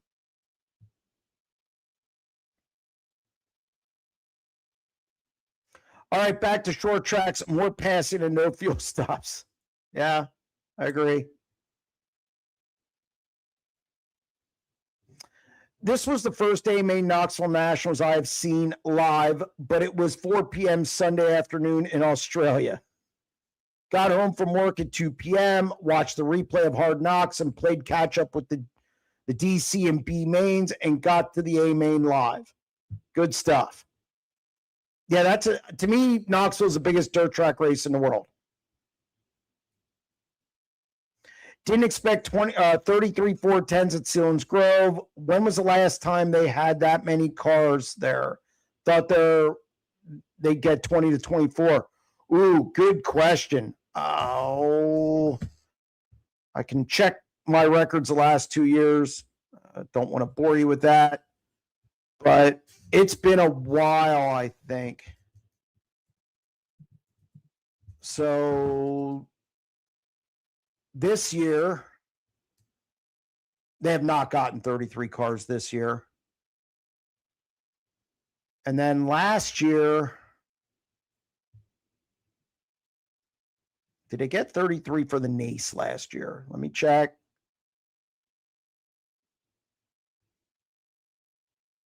No, they didn't get it. They didn't get that many last year either. So not in the last 2 years anyway. It's been a while, I think. I think it's been a while since they've had 33 cars. I can't tell you exactly when, though. How many times has a driver run the whole week? Winning Cappy, Oski, prelim feature, pole position, and feature win, wire to wire. Ooh, I don't know if anybody's done that. I don't know. That might be one of one. Because the front row challenge hasn't obviously been in existence as long. Not many guys win the Cappy and the Knoxville National. So I'll say it was never done.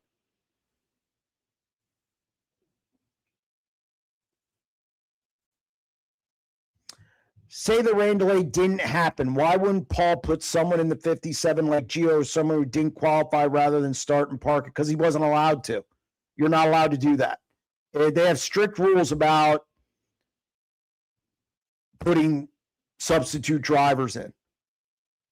That wasn't an option. It was going to be Trevor Canales starting and parking it at the rear. That's it. Wouldn't be allowed to.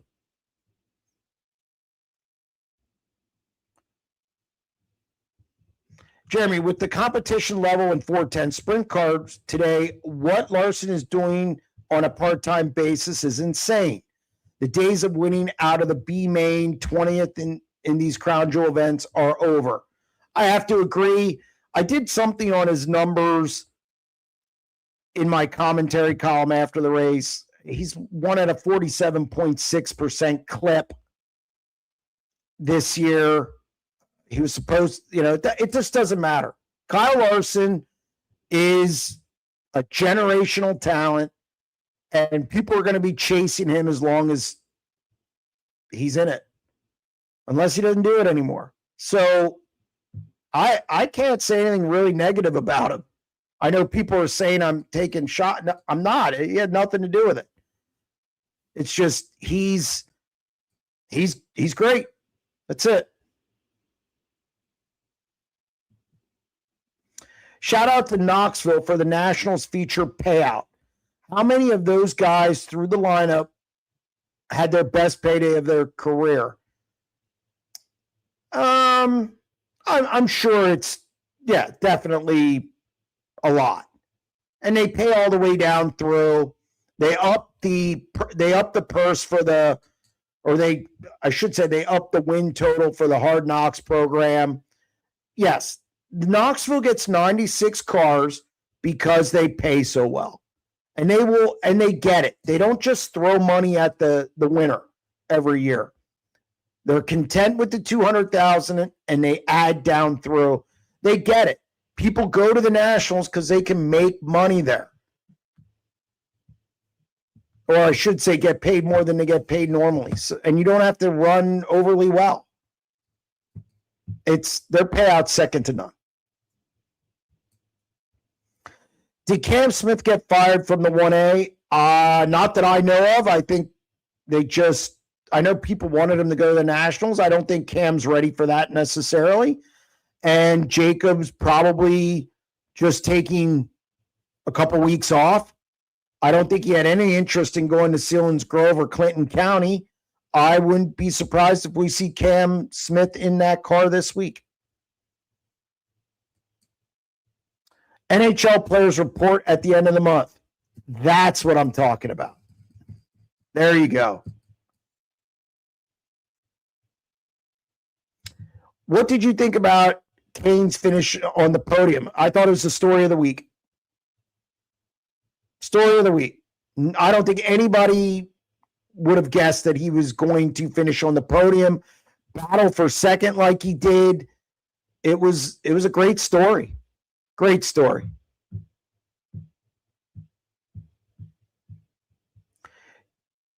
Jeremy, did you enjoy the pole shuffle at the crappy from an Aussie? I love it. Do not do it every race, but it's cool. It's okay.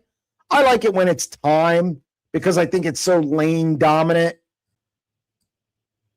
But no, I don't mind it. I don't want to see it every night. Definitely don't want to see it every night.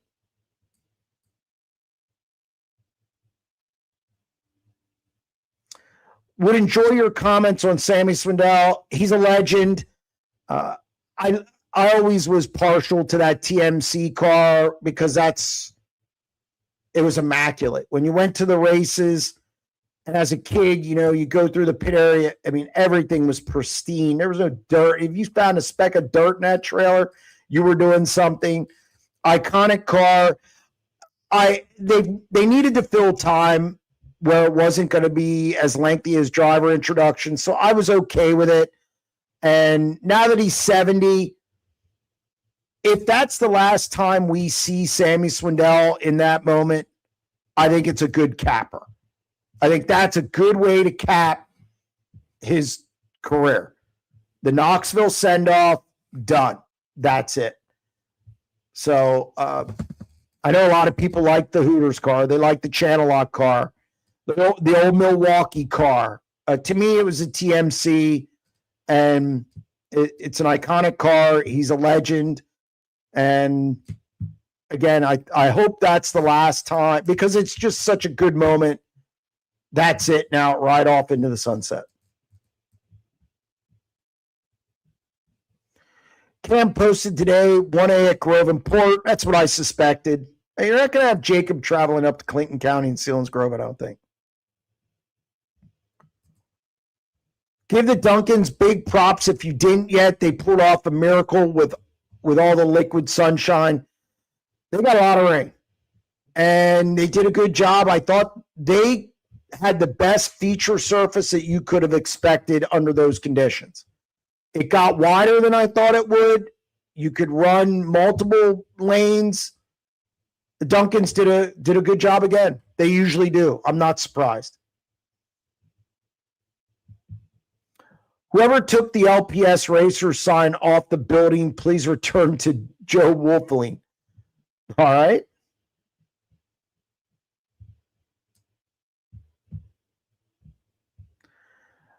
Odds Williamson wins 2 outlaw features this year.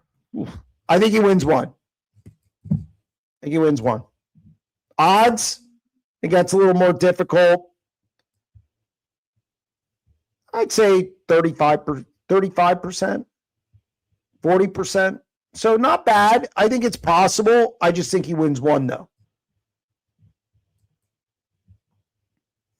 Is the TMC car the most iconic paint scheme in sprint car history? I don't know about that. I mean, the Quaker State Kinzer car, the Weichert 29 that Wolfgang drove. I think some other cars too. Opperman's car, Lynn Paxton's car. And Sammy's just had a number of them. He's had 3 of them. You know, the Channel Lock car, TMC, and the old Milwaukee car. So I think that's kind of a hard thing to pin down which one's the best. I think that's probably a bigger group than what we think. Friday, the Grove pays tribute to the once most powerful promoter in the East. Talk about what he meant to this area, and especially Williams Grove. Jack Gunn, he's referenced all the time in this area. And he is one of the premier promoters to ever come through Central Pennsylvania. And I know people outside of Central Pennsylvania acknowledge that he was a great promoter as well. So I do think it's a race. It's a good race. They should honor Jack Gunn. And in fact, I've never heard a bad word about him. Not one. And he did it at different tracks too. So I think, again, it's well-deserved. Valvoline Kinzer car. I know Hod had the Pennzoil car. Yeah, there you go. Lauda. I mean, there's just so many. I think, Dyer 461. Yeah, you can't. I mean, that was pretty noticeable. So many. Jeremy, do you think Donnie should have got a provisional for winning the Hard Knocks program? No, I don't.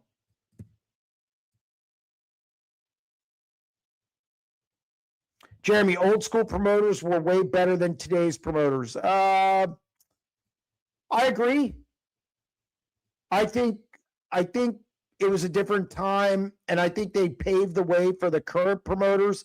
And sometimes the promoters nowadays fall into this trap of just opening up the gates and hoping people show up. I just think it's a trap they fall into. I don't know if it's intentional or if they don't know how to do it, but yeah, I would agree with that. I don't think that that's a bad statement. Now, there are exceptions, by the way. Dirt Cup at Skagit. Winner always wins from the front row, too. The prelim nights are funner to watch, in my opinion, due to the inverts and drivers trying to rack up points. It's a fair statement. I thought the Dirt Cup this year was pretty good. It was really good. Just because a guy wins from the pole doesn't mean it's a bad race. There's context to it. Best thing about the Nationals, no provisionals. I'm not going to argue that.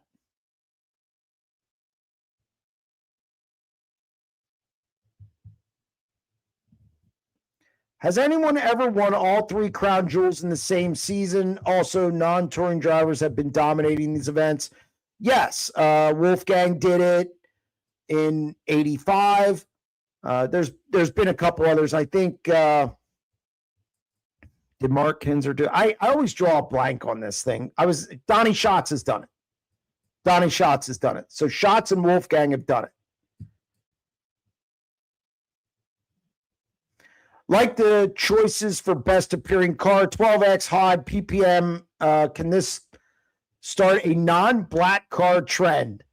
I'm right on board with you. I would have taken PPM's car. I thought that stood out a little more, and I wasn't the Guava car. It's the colors. It's not, but I would have taken PPM's, but yes, no black car allowed.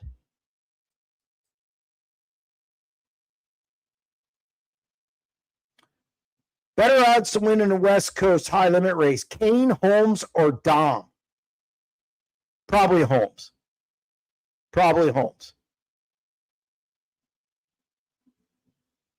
Holmes and Kane, it's pretty neck and neck. I can't write off Casey Kane now, so I'm going to say Holmes and Kane, it's probably pretty close. Explain how Hard Knocks is fair for drivers 21 through 26 in points. A guy could have an extra night to lock in and still only start one spot worse than 26th in points. Not fair for those 17 to 26 who can't run Friday. The reason they did it is because I asked that question, and I was told by Nationals historians that only one guy who was in that spot, that 17 to 26 spot, actually took the Hard Knocks route, and it was Danny Lasowski, and he didn't do well. So they just locked him in. That's when they just decided, look, we're not going to run around the pit area on Thursday night, and nobody did it. That's how they did it. They ran around and asked those guys, and no one did it. Lasowski did it once. It didn't work out very well, so now they just lock him into the B main. That's what happened with that process. I think putting a veteran like Dom Selzy in the 5 car for California is interesting. Hope he has some good runs. I know he knows Heath Moyle, who's the crew chief. I know he's friends with Barry Jackson. It made sense. Will PA Posse Series be back in 2027? Wondering if it's hurting PA racing more than helping it. It's back in 2027. Hopefully less series events and more handicapped racing. Yeah, it'll be back. It's just a matter of what form. I don't know what the discussions are going to be.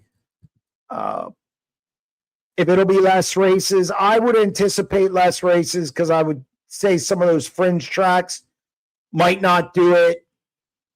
Not sure. Maybe if one of the major tracks says, you know what, I don't want 10 races, maybe 8, 7, 6. But it'll be back. It'll definitely be back. Does CJ Leary's Silver Crown dominance continue this weekend at the Springfield Mile? Are you giving me the field? I'll take the field.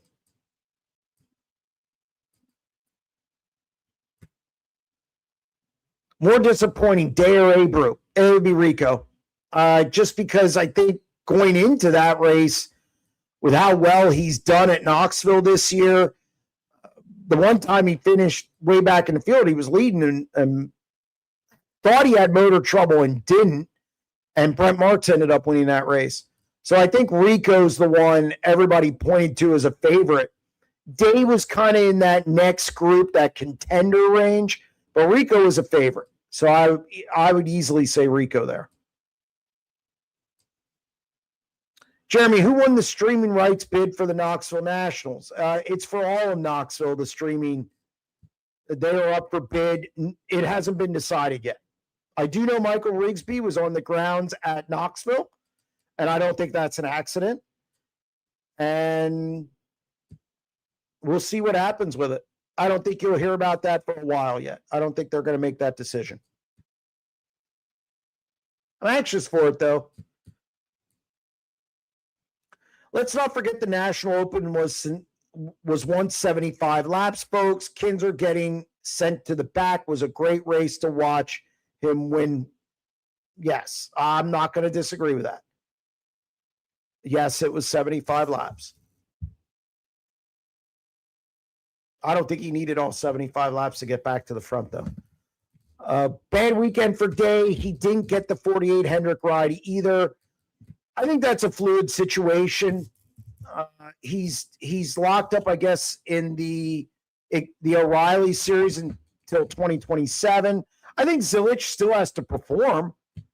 I think they're giving him time to perform, and I think signed to 2028 or something like that, 2028, 2029.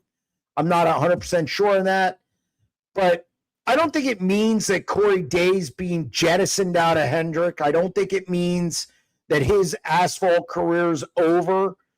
There's a lot of different avenues there. So I'm sure they sat Corey Day down. I don't think he read about this on the internet. I'm pretty sure they probably had a meeting with Corey and told him what's going on or what his future plans are.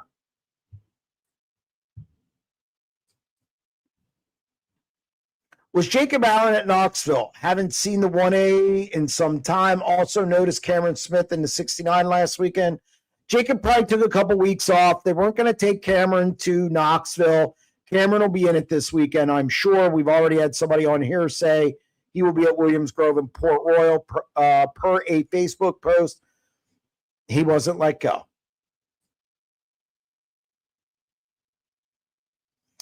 Very interesting interview with Mike Hefner last night on another podcast. It was Turn Two Terribles. You can say it. He wants to run a touring series. Johnny's time is up, needs to retire. I assume you mean Johnny Gibson. As far as the 27 running a series, I'll be surprised if that ever happens.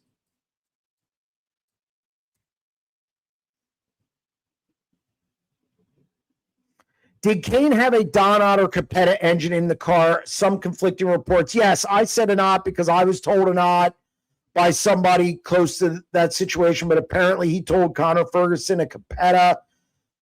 So now I'm not sure, and I got to check. So that's on me. I know in my 90 at 9, I mentioned a not because I was told he was getting everything that they had on that Macri car. Obviously can't get a Garrett anymore because Charlie Garrett's retired, but so I'll have to check into that. If it was a Capetta, I stand corrected and I apologize. Normally, I hate getting stuff wrong like that, but I was told it was not. So, if it was a Capetta, I apologize. Did Larson attend the drivers' meeting virtually? I would think not, but you just need a team representative there. The public drivers meeting in the past, Paul Silva represented them.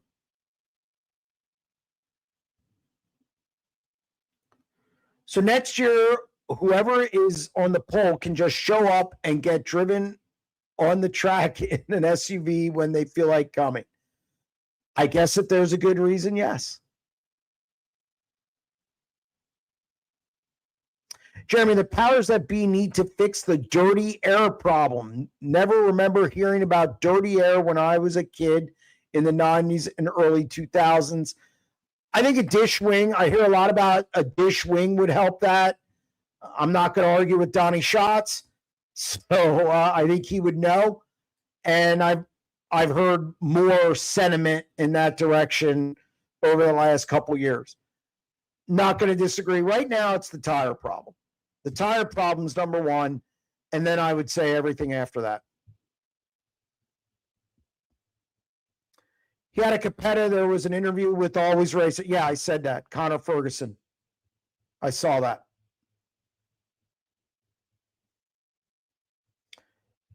Isn't it time for someone else to get behind the wheel of the JJR 41 underperforming? Why? Carson Macedo is really good.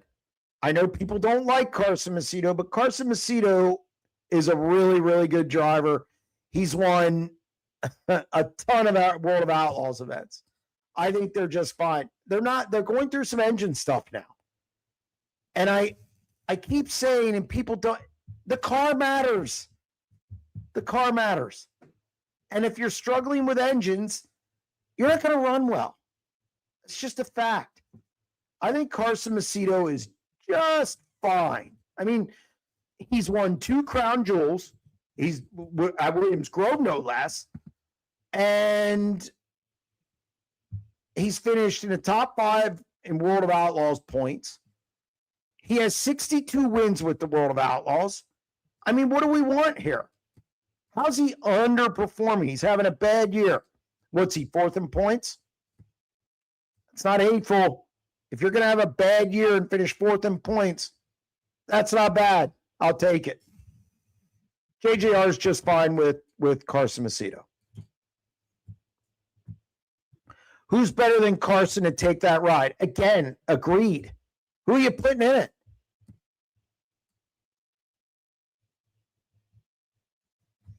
Wasn't a driver or 2 helicoptered in to the high limit race in Australia with no complaining? People in Australia do not complain as much as people here. They're more laid back. I think they just appreciate having guys there. I do not know who's been helicoptered in where. I wasn't in Australia, and it wasn't a big talking point. Again, wasn't a big talking point. So I don't have a problem that he was. I have no problem that good. I'm glad he came. Then you didn't get into this thing is, the pole sitter didn't show up. He showed up. He was able to make it. And he won a race. It was his 4th one. He made a little history. I don't think it was bad in any way, shape, or form. Come on, hit the like button. We're below 200 today. Hungover from late night Saturday. Maybe. Holmes had a good run. That must have been painful for Jeremy, but thanks for at least mentioning his name. He did get the Hard Charger Award from 24th to 11th. I've said it a lot. I don't understand why. I don't know why being honest about somebody and not. I don't fanboy it up for anybody. And he had a good run. I had, excuse me, had it in my 90 at 9 yesterday, Monday. He deserved it. Ran well. I have nothing against him at all. I've talked to him a few times. I've interviewed him. He's been on I think he was on my podcast. Guess people miss all that stuff.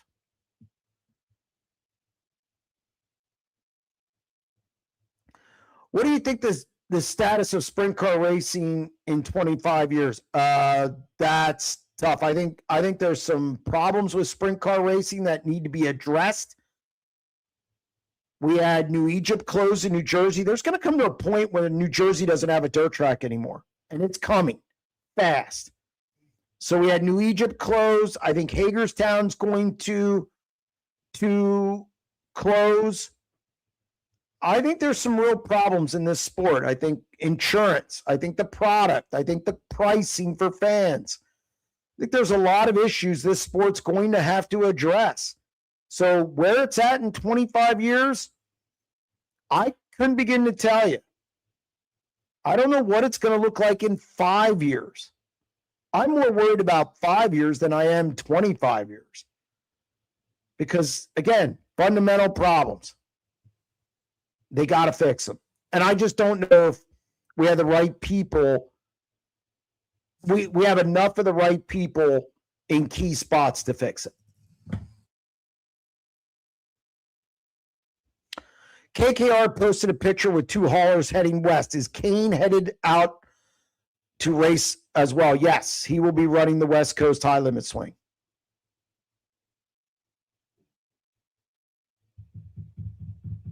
Jeremy, did CJB reach out to Sanders before Selzy? Yes, Sanders is obligated to the 2X.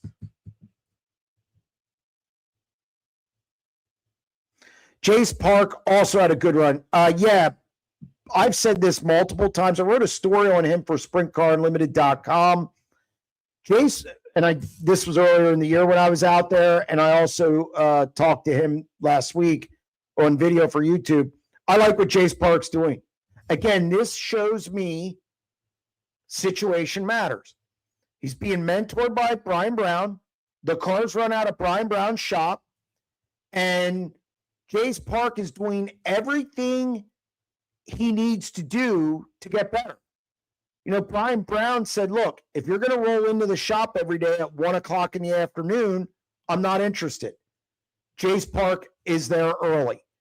When they're going to have a video session, Jace Park is there and engaged. Jace Park, he's young, is doing everything he needs to do to make this work. He's not in like halfway and then wants to do something else. So Jace Park looks really good. I like what I see from him. Glad to see him make the Nationals A main. I think it's a guy to watch at Knoxville in the future. Positive, insane. I'll be described as sweet and kind before Carson Macedo isn't the driver of the 41. I don't think you're bad. I don't think Braden, you're not bad. I don't think you're not kind. Sweet might be a little weird, but he's not going anywhere.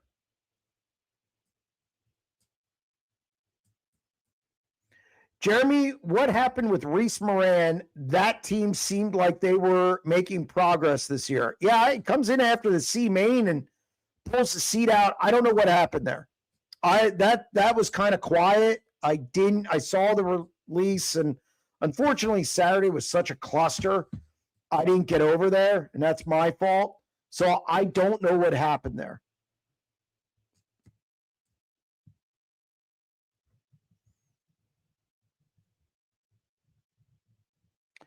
You think the CJB5 team will use the Tusky 50 as a job interview for next year, or is Crouch seat safe? I don't think anybody's safe. I think Carson Macedo's safe. I think your top guys are safe, but I don't think Torgerson, excuse me. I don't think Crouch is in jeopardy either. So does Crouch want to come back? I mean, there's a lot of variables there, but I don't think his job is in jeopardy. He's been part of this whole process. According to Barry Jackson, Brenham, his dad, everybody, excuse me, who's a part of the 5 car is on board with the Dom thing and then getting a driver for the rest of the year. That doesn't sound like a guy whose job's in jeopardy.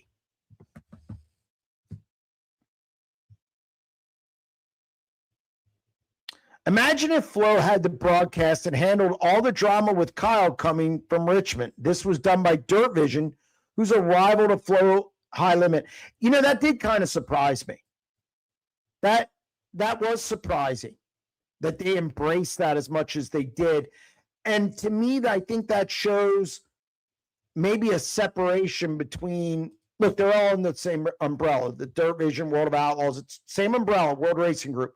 But I do think it shows a difference between how the Dirt Vision broadcasting side handles things and the other side handles things. Connor Wade references High Limit, and he said High Limit. Johnny doesn't. So I give credit, it's weird. This is a weird topic for me because I give Dirt Vision credit for following the story, but it was just the whole flight thing. I thought I was watching the Santa Claus thing on Christmas Eve. You know, you go online and you see the Santa Claus, you know, how when he gets to your town. But I give Dirt Vision credit for following that story and handling it the way they did from the standpoint of, hey, it was significant. They didn't just not say anything. So I agree with you in that regard. Any insight on the CB87 ride moving forward? I do know Torgerson's seat is still there. I will have an update on that tomorrow on my 90 at 9. I do know Torgerson's seat is still there. He did not take it and leave. Seems like there's a lot of opportunity in building sprint car engines. Why don't more guys get into it? I think that's an expensive venture. And I don't think from what I'm hearing, the return on investment or the profit margin isn't huge. It seems like. At least the guys putting them together are not, for the amount of putting each one together, it's not overly profitable. It's not like they're getting rich off it. So that's a tough racket. That is a tough racket. And look, if you start having a bad year, which everybody has a bad year, or everybody, whether it's your job, I don't care if you're sitting at a desk, you're going to have a bad day. I mean, man, it's a tough racket. The engine game isn't easy. And I understand why less is more in the case of a Morrison, a Garrett, or anybody else who has an exclusive deal. I just don't think it's easy to just start up and go with it. SprintCarUnlimited carrying the Nationals next year. If I got the Nationals, I'd run naked through my town twice. That's a lucrative 4 days. I know that sounds weird, but I'd do it. Jeremy, give us some insight on the price tag for rights to Knoxville streaming. 6 figures, how many years? Oh, definitely 6 figures. Definitely 6 figures. They get 6 figures now. Obviously, I don't know the exact numbers. I know some numbers here. I believe what I'm told about Knoxville is true, but yes, 6 figures. I was told Flo gave a ridiculous offer. That's what I was told. So now what that means, I don't know. Will the board take that over Dirt Vision? Does Dirt Vision get an opportunity to match that? I would assume. I do not know if Dirt Vision has right of first refusal, where if they match, they get it. I don't know that contract, but I do know that Knoxville's insanely loyal, and I could see them saying, look, if you match this, we'll keep it. And the other thing is, I think this is interesting. Let's say Flo gets it. Just hypothetically say Flo gets it. That doesn't mean High Limit's going to be there. Like, one doesn't come with the other necessarily. It's 2 situations. So I don't know what Knoxville's going to do. I was just told it was a ridiculous offer, but yeah, 6 figures easy. This just in, Jeremy Elliott sets quick time at Nationals naked. Nobody wants to see that.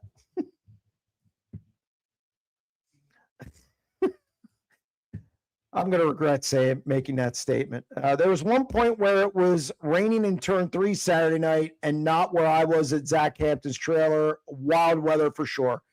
Weirdest weather I've seen at Knoxville. The other thing is just the air. The dew point was awful. Awful. not a great weather situation at all. They did what they could, and they did a good job doing it.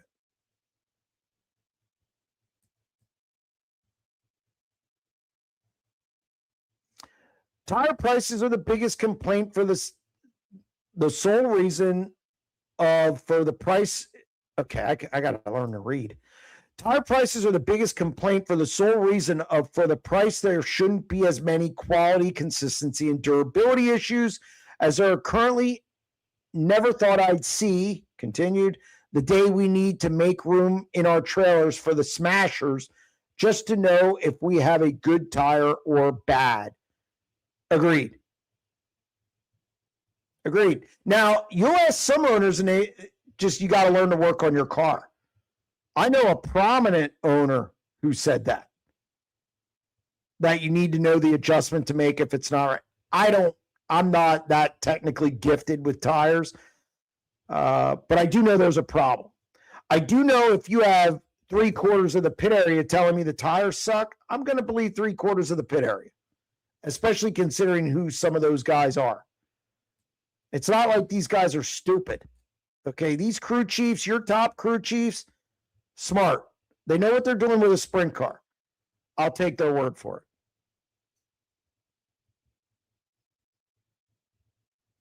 Jeremy, what happened to Rico? That performance was not expected, especially on that heavy of a track. It just wasn't good. Just didn't have speed. Timed well. I don't know what it was. Just wasn't good.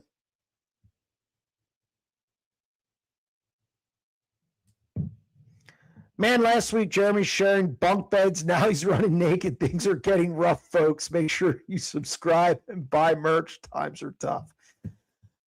Again, I know I'm going to regret that running naked statement.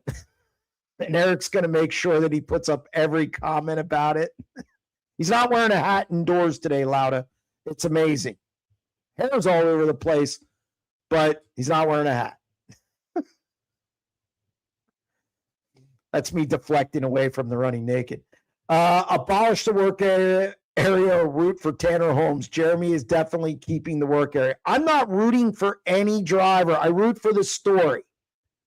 If it's a great story, I'm like, hey, that's a great story. As a writer, and I mean this, I do not get caught up in rooting for drivers because I can't be unbiased then.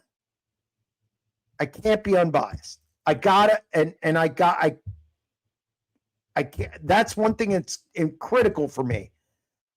In my line of work, coming from the newspaper, I have to be able to be impartial. That's it. That is priority number one. So that's it. I don't hate Tanner Holmes. I don't hate any driver as far as rooting on them. So, look, there's some drivers I like interviewing over others. That's not, I'm not going to get into who, but there's always drivers who are better interviews than other drivers. You know, sometimes it's funny. I said to Chase Dietz, I said, I'm not even interviewing you for second anymore. I mean, because I talk to him so much because he's doing well. It's nothing against Chase Dietz. It's just, I like Chase Dietz. Nice guy to talk to. I like what he's doing this year. I think he's taken the next step to being really, really good. But man, sometimes when you talk to a guy every week, you just kind of, sometimes you just don't do it. I don't root against them though. You root for drivers going against Ryan Hand. You know, not even that. If Ryan Hand beats me, that's fine. I accept it. I am amazed sometimes he gets shitty. But I do too. So it's kind of a give and take, and we're close in those. And we're going to shoot the podcast tomorrow night. It'll be Wednesday, and Ryan's great. So I don't mind losing to Ryan. And he knows what he's looking at.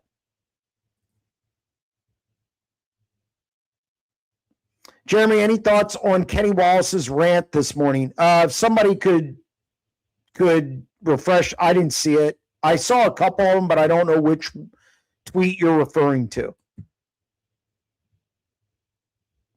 So if somebody could bring that up, or you could let us know what you mean, which one you mean. It's amazing that Sheldon put on a new tire and still couldn't pass Larson. I don't think that's odd. Didn't he put on a left because it was blistering?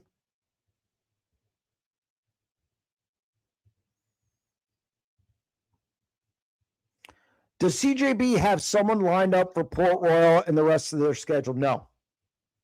Not yet. Not that they told me. They said they'd let me know. Not sure if anyone mentioned it, but what an awesome run by Chase Dietz and the 23 team doing PA proud. Yeah, better than I thought. Had a wing tree go bad in the second half of the race, or maybe finishes fifth. He got up there in a hurry, gotten into the top five, and then, again, wing tree in the second half of the race, and he dropped back to 10th. Still a great run. All jokes aside, Tanner Holmes is really good at Tulare, and I think he could win a race out west. Yes, I think he could win a race out west as well. Sammy had a Goodyear on the left front of the gorgeous TMC car. He was a Goodyear guy.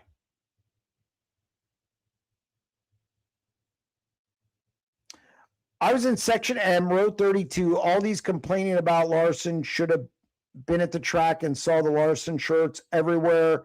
Me, I'm a Holmes fan and way happy for his performance. You should be. He had a good performance, and Kyle as well. Just flies in, wins, and leaves. Take the money and run. The sport of sprint car racing needs more options with tire manufacturers. It's a shame how Hoosier has become such a monopoly in the sport. I think, again, for every action, there's an opposite reaction. I'm not going to disagree that it would help the pricing. It would probably help the product on the track, but there's ramifications for that. If you do that, do tracks lose their point money? Do tracks lose? Can they afford to lose a $50,000 stipend from Hoosier? Can they afford to, I don't know, what if Continental says, you know what? Hoosier's done. Then what does sprint car racing do? Because American Racer cannot handle all of sprint car racing. As of now, they can't do it. So you need Hoosier. So it's got to be done the right way. It's got to be done carefully. It's not as simple as just, we're going to go open. That has ramifications, or could have ramifications.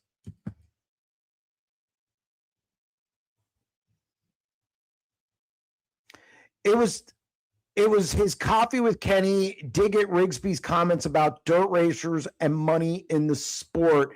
Is that the one where he, and you could just say yes in the comments, is it the one where he listed guys who didn't pay for their rides in NASCAR? Is that the one you're referring to? Because I saw that one. And if that's the case, look, no motorsports in general. I can't speak for Formula One because I'm obviously not over there. But motorsports in general, from sprint car racing up, and I'm sure it happens in late model racing, I just don't know. It's not all done on merit. It's not run like professional sports where you earn your spot. And guess what? If you don't perform, you're done. Pink slip, if the NFL, it's Monday morning. So I think it's a dumb argument for both. If Rigsby got involved in that, if Dirt Racer and if Kenny got involved in that, trust me, they're both, there's people in both sides who've gotten their rides, whether it be based on money, friendship, nepotism, whatever it is. Just accept that it happens and move on. It's such a tired topic because It happens. It happens in the world. You got to have connections to get a job. What, you think somebody at a business down the road didn't get their job because they knew somebody? Of course they did. It's the way it is. It's America, baby. That's how it happens. So to me, it's a nothing burger. It is what it is. Thoughts on this weekend's races for World of Outlaws, High Limit, and local PA? I already said Wagaman. Chase Dietz is going to win in PA this week. I think they go to Ogilvy and Jackson. I wouldn't be surprised if Schuhart gets a win this week. I think Gravel will get a win this week. High Limit, they're out in the West Coast.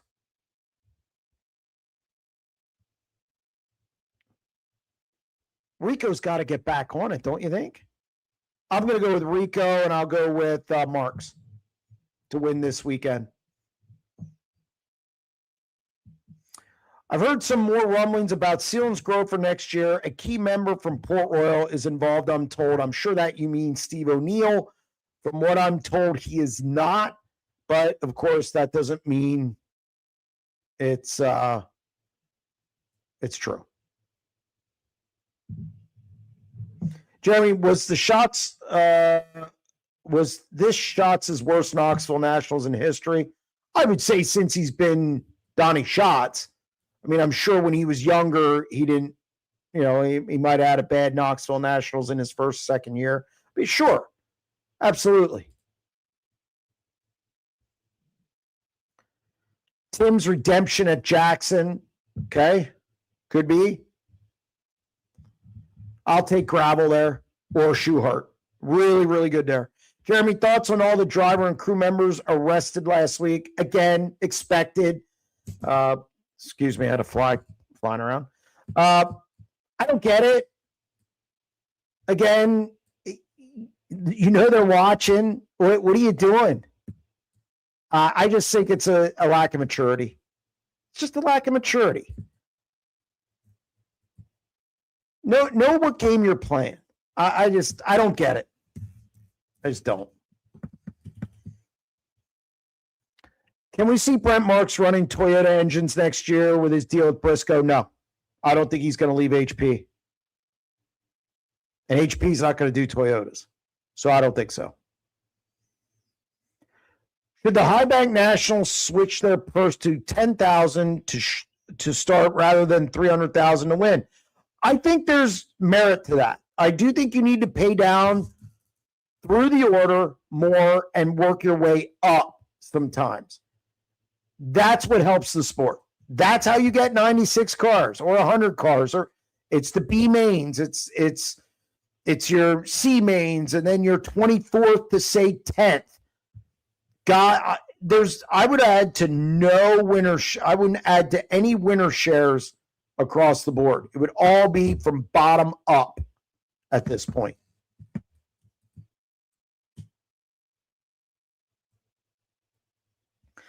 How much longer do you think Lance will continue to race? He's the last man standing from that generation. Noticed a lot of his merch was heavily discounted a few weeks ago. Didn't have a good weekend again last week. I do think we're getting close. I also think Cole DeWeese is moving up, and I think that's what's going to end up ending Lance's time in the cockpit. So I expect it in the next year or two. I mean, I know it hasn't gone as well as he's wanted this year. And again, Cole is coming fast. And a year or two. Why is Dodge not in sprint car racing? They always seem to have the horses to compete. I couldn't even begin to tell you. Maybe because I couldn't begin to tell you. No interest, not big enough. They wouldn't sell enough motors to make it worthwhile to start something like that up.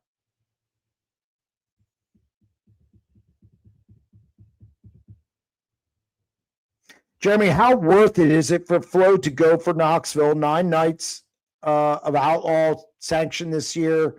do the other shows, make it worth the price tag with 9 already being on Dirt Vision. I think the Nationals would have to be involved in it. I think them getting the Nationals would have to be part of the deal. Remember, Knoxville Nationals is show up points. Yes, it's on the Outlaws schedule, but is it really an Outlaws event? They use some of their officials, and that's about it. So my guess is it would have to include the Nationals. Jeremy, will Sanders get a national win during the upcoming Western Swing?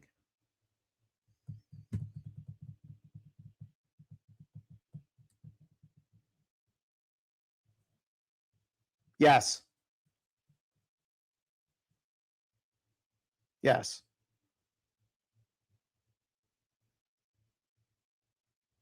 Jeremy, Knoxville Nationals, 100 laps, open right at 33 and 60. No, stop it. Pros and cons. There's no pros.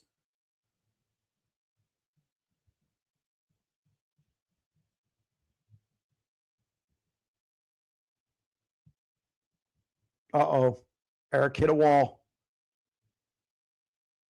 Don brought a lot to the Dirt Vision broadcast. Yeah, I know some people liked it, some didn't. Dirt Vision brings him in. I was surprised to see him there, actually. I didn't know he was coming to the Nationals. Lance commented about the Shure engines issues, which was well known, but yet made a comment the other week about engines at Eichelberger as well. Pushing the blame around isn't a good look. Lance has always been honest. I don't know him to ever not what I would say tell it like it is. He's accepted blame on his shoulders many times that I've talked to him. He's made mistake here, there, whatever. I just think he's being honest.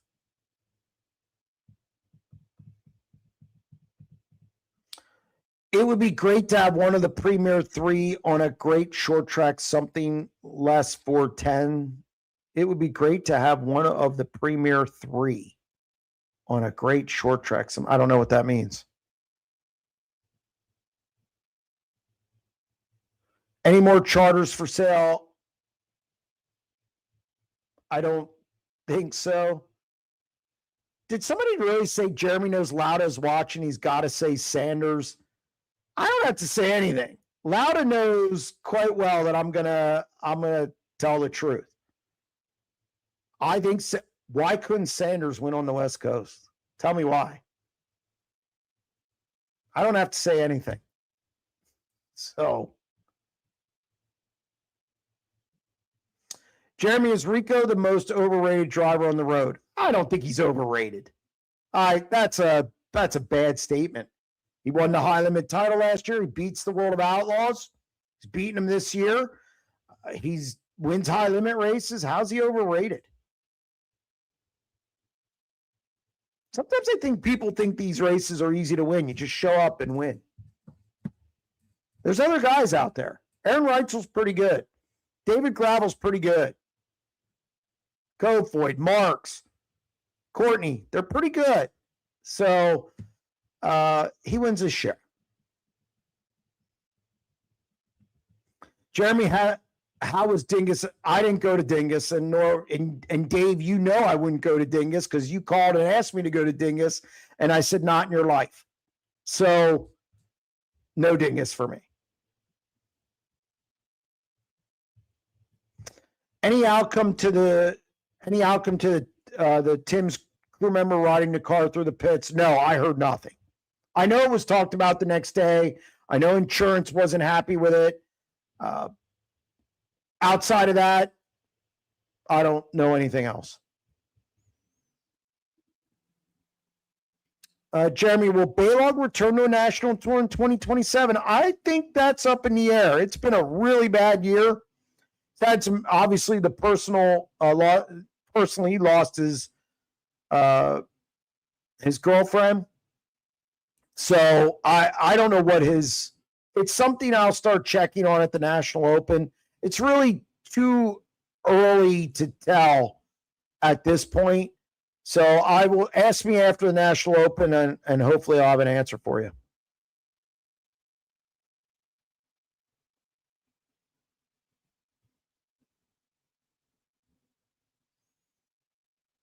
Any thoughts on Steven Snyder Jr.'s week at Knoxville over? I think he did what he could. I mean, he was second, and he looked good in the Hard Knocks feature. He's one who needs laps because he just doesn't have a lot of laps in a 410, and also doesn't have he doesn't have a lot of laps in a national touring series. I just think he needs laps. I think he needs quality laps.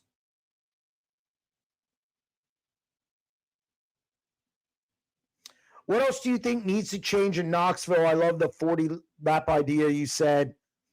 I don't think anything. I mean, I don't think you can make wholesale changes to something. I think anytime you make changes, they've got to be small. I think people accept them better. I don't think you need a whole format change. I don't think you need a whole, just little things. And to me, the biggest thing right now is 35 lap feature is fine. If you want to go 40, I'm okay with it. Almost guarantee yourself a fuel stop at 40 probably. But I'm not big on making just sweeping changes. I think that it polarizes people a little bit. I think you got to make them in small doses, and that's the one that sticks out to me. I'm fine with the format otherwise. It used to be 10 invert in a heat race. Now it's 8. Now people want 6 or 4. And I'm like, come on, fix the problem. Stop trying to manufacture racing with less inverts or double file restarts. Stop trying to, how about you fix the problem? The tires, the product, the wing, the dish wing, fix the issues. That's the problem in this sport. Everybody dances around what they really need to do, which is get these guys outside of the little tight window, tight box they're in. I mean, come on. When's your next race day live? It's this Saturday. Eric, what time do you think? 3 o'clock? I just got the thumbs up. So we're going to go 3 o'clock. Let's see, 3. That'll put me up at Port. Yeah, 3 o'clock Eastern time on Saturday will be our next one. It's before the Living Legends Dream Race at Port Royal. Emerson got a large burrito at Braley's Diner Saturday afternoon. I attribute that to his blown engine. Wow. I know this. Emerson Axum had speed out there. He probably had the worst luck of anyone. If he just maintained, he was running what, 13th on his qualifying night? If he just maintains that, he's into the Nationals A main. Comes, blows a motor. Comes back and is running, what, second into B main? And it keeps jumping out of gear. He had the speed to make the A main. It shows how small the margins are at the Knoxville Nationals. You have one problem, and it screws up your week. He had 2 problems that took him out of a qualifying spot twice. Still, Emerson Axum looked really good at the Nationals. Big celebration for Keith Kaufman in Mifflintown today. Oh, okay. Great race car driver. Do you expect Chad Boat to have a car on a national tour soon? I waffle on that. That's a big commitment. And I just don't know. By the way, Lauda, I had Axum in the pool too. Didn't help me. I took him over. I forget who it was. But Chad Boat, that's a big commitment. And that team's never done that. So that's a tough one. I haven't heard, I know some people have said about a national tour, and then others are saying no. I'm really split on that one. That's a tough. You're gonna have to check back with me on that. I just don't know. It's a tough one. Tough question. Who should declare an upcoming race, no points, and mandate dished wings to see what the difference is. You don't even need to do that. Just get 20 cars and run them around on a track. Just have a test session. Say that 5 times fast. Just have a test session, 20 cars on the track at the same time. I mean, do it at Charlotte. Do it at Charlotte. Have, after the races are over, you pay guys to go out on the track, pay same 24 cars, whatever, and you run around.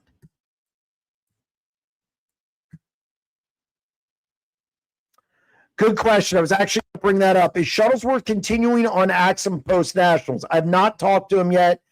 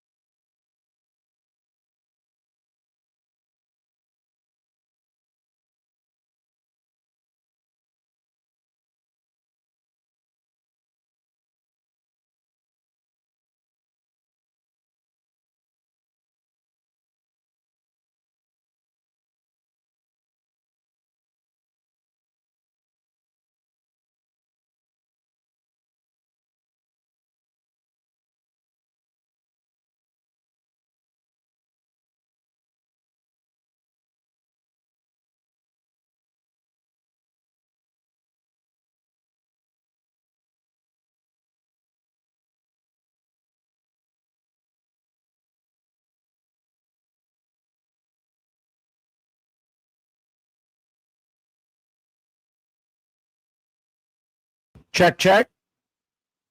All right, guys. I don't know what it was. Just when all else fails, unplug it. Does Jace Park run Old Primer? No, I don't think so. Hagerstown closing, that's sad, was always one of my favorite tracks. It doesn't look good down there right now. They talked about, they got rid of Lucas Oil. They got rid of their Bonanza thing down there. They told another employee that they're not coming back. It's a lot of different stuff. Too many 90-at-9s. Jeremy Mike called it quits. I'm starting to think I had mic trouble. I had somebody say that it's a little distorted on my 90-at-9. So something tells me I need a new mic after 2 years. 90-at-9 in Braille. Will it be a PA driver driving the CJB5 for the Tusky? They made no indication of who it was going to be. None. 5 part-timers locked into the top 16. Your thoughts?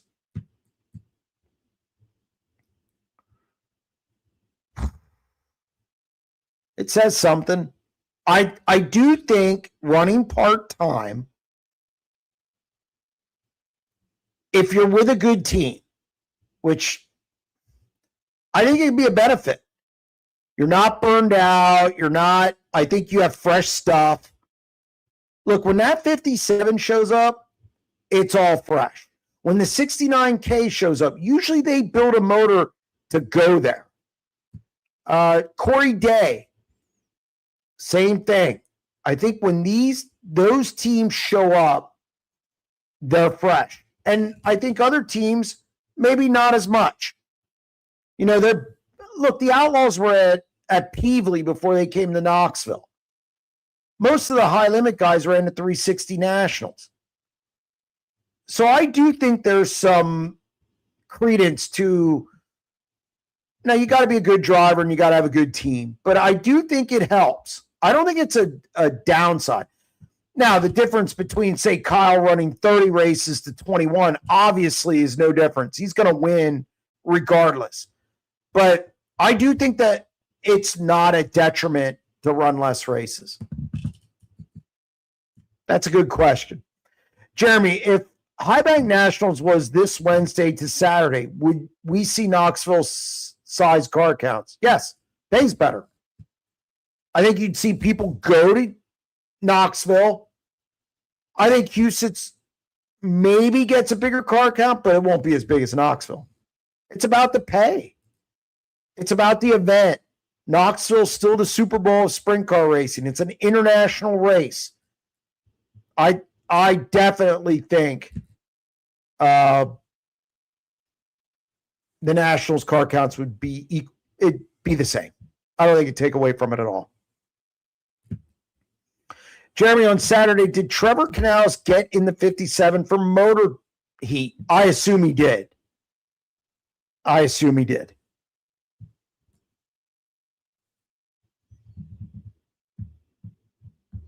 Hearing a new midget driver will be at SmackDown. Jeremy, get the story.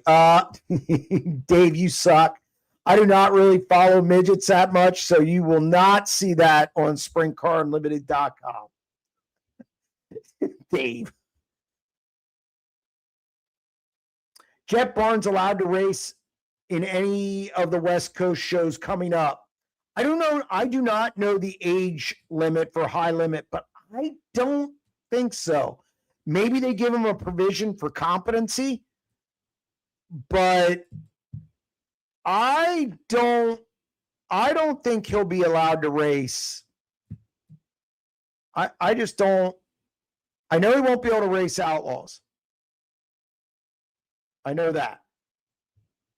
Because theirs is 16. Ryan Timms couldn't. He had to wait to run it. Austin Wood had to be 16 at Vegas. So there you go. It's national tours are 16.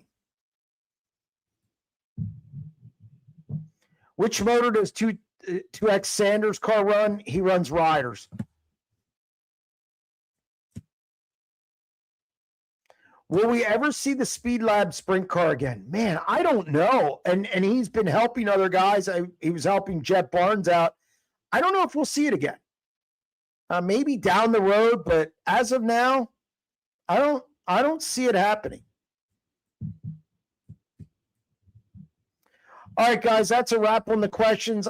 Sorry if we didn't get to your question or your comment. I apologize for that. But thank you for joining the show. It's greatly appreciated. Stay tuned to SprintCarUnlimited.com for all your sprint car needs, our exclusive content. Also, if you like the YouTube channel, don't forget to hit that subscribe button. We'll be back Saturday with a race day live show at 3 p.m. Eastern time. And we'll be back next week with another SprintCarUnlimited.com live show. Thanks again.